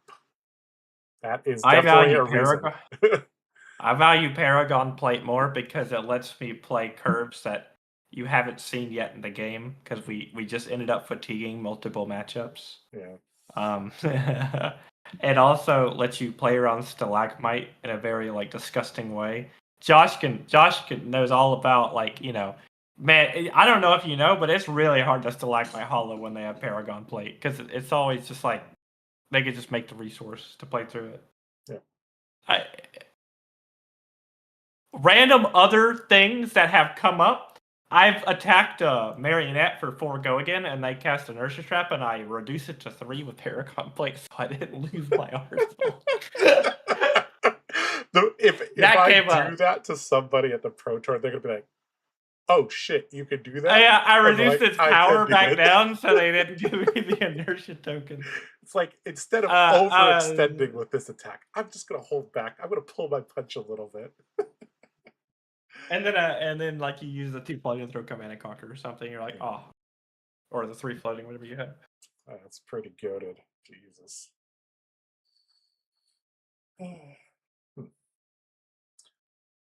I'm a new Fab player, just saying hello. Well, glad to have you here. The Card Guys YouTube channel is a great place to learn a lot about stuff.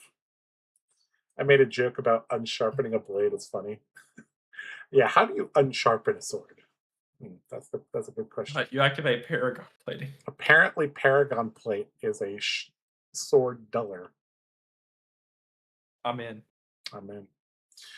All right, guys. I guess that will kind of wrap it up. I am leaving in 1 week to Pro Tour, so I will not be streaming until after Pro Tour. So yeah, I guess that will wrap it up. Anything to shout out, Damien? No, I No? mean, I don't know. I think we got some streams this week from other Yep. people. I I'll probably stream. I may or may not stream Monday. I mean, I do fly out like very early next week. It will just depend on timing whether or not I stream on Monday. We will record a Chart Guys video soon. So there will be a Chart Guys video for Pro Tour Las Vegas. Yeah. All right. This has been Josh Lau and Damian Riggins with the Card Guys. We'll see you guys later. Take care. Bye-bye. Bye.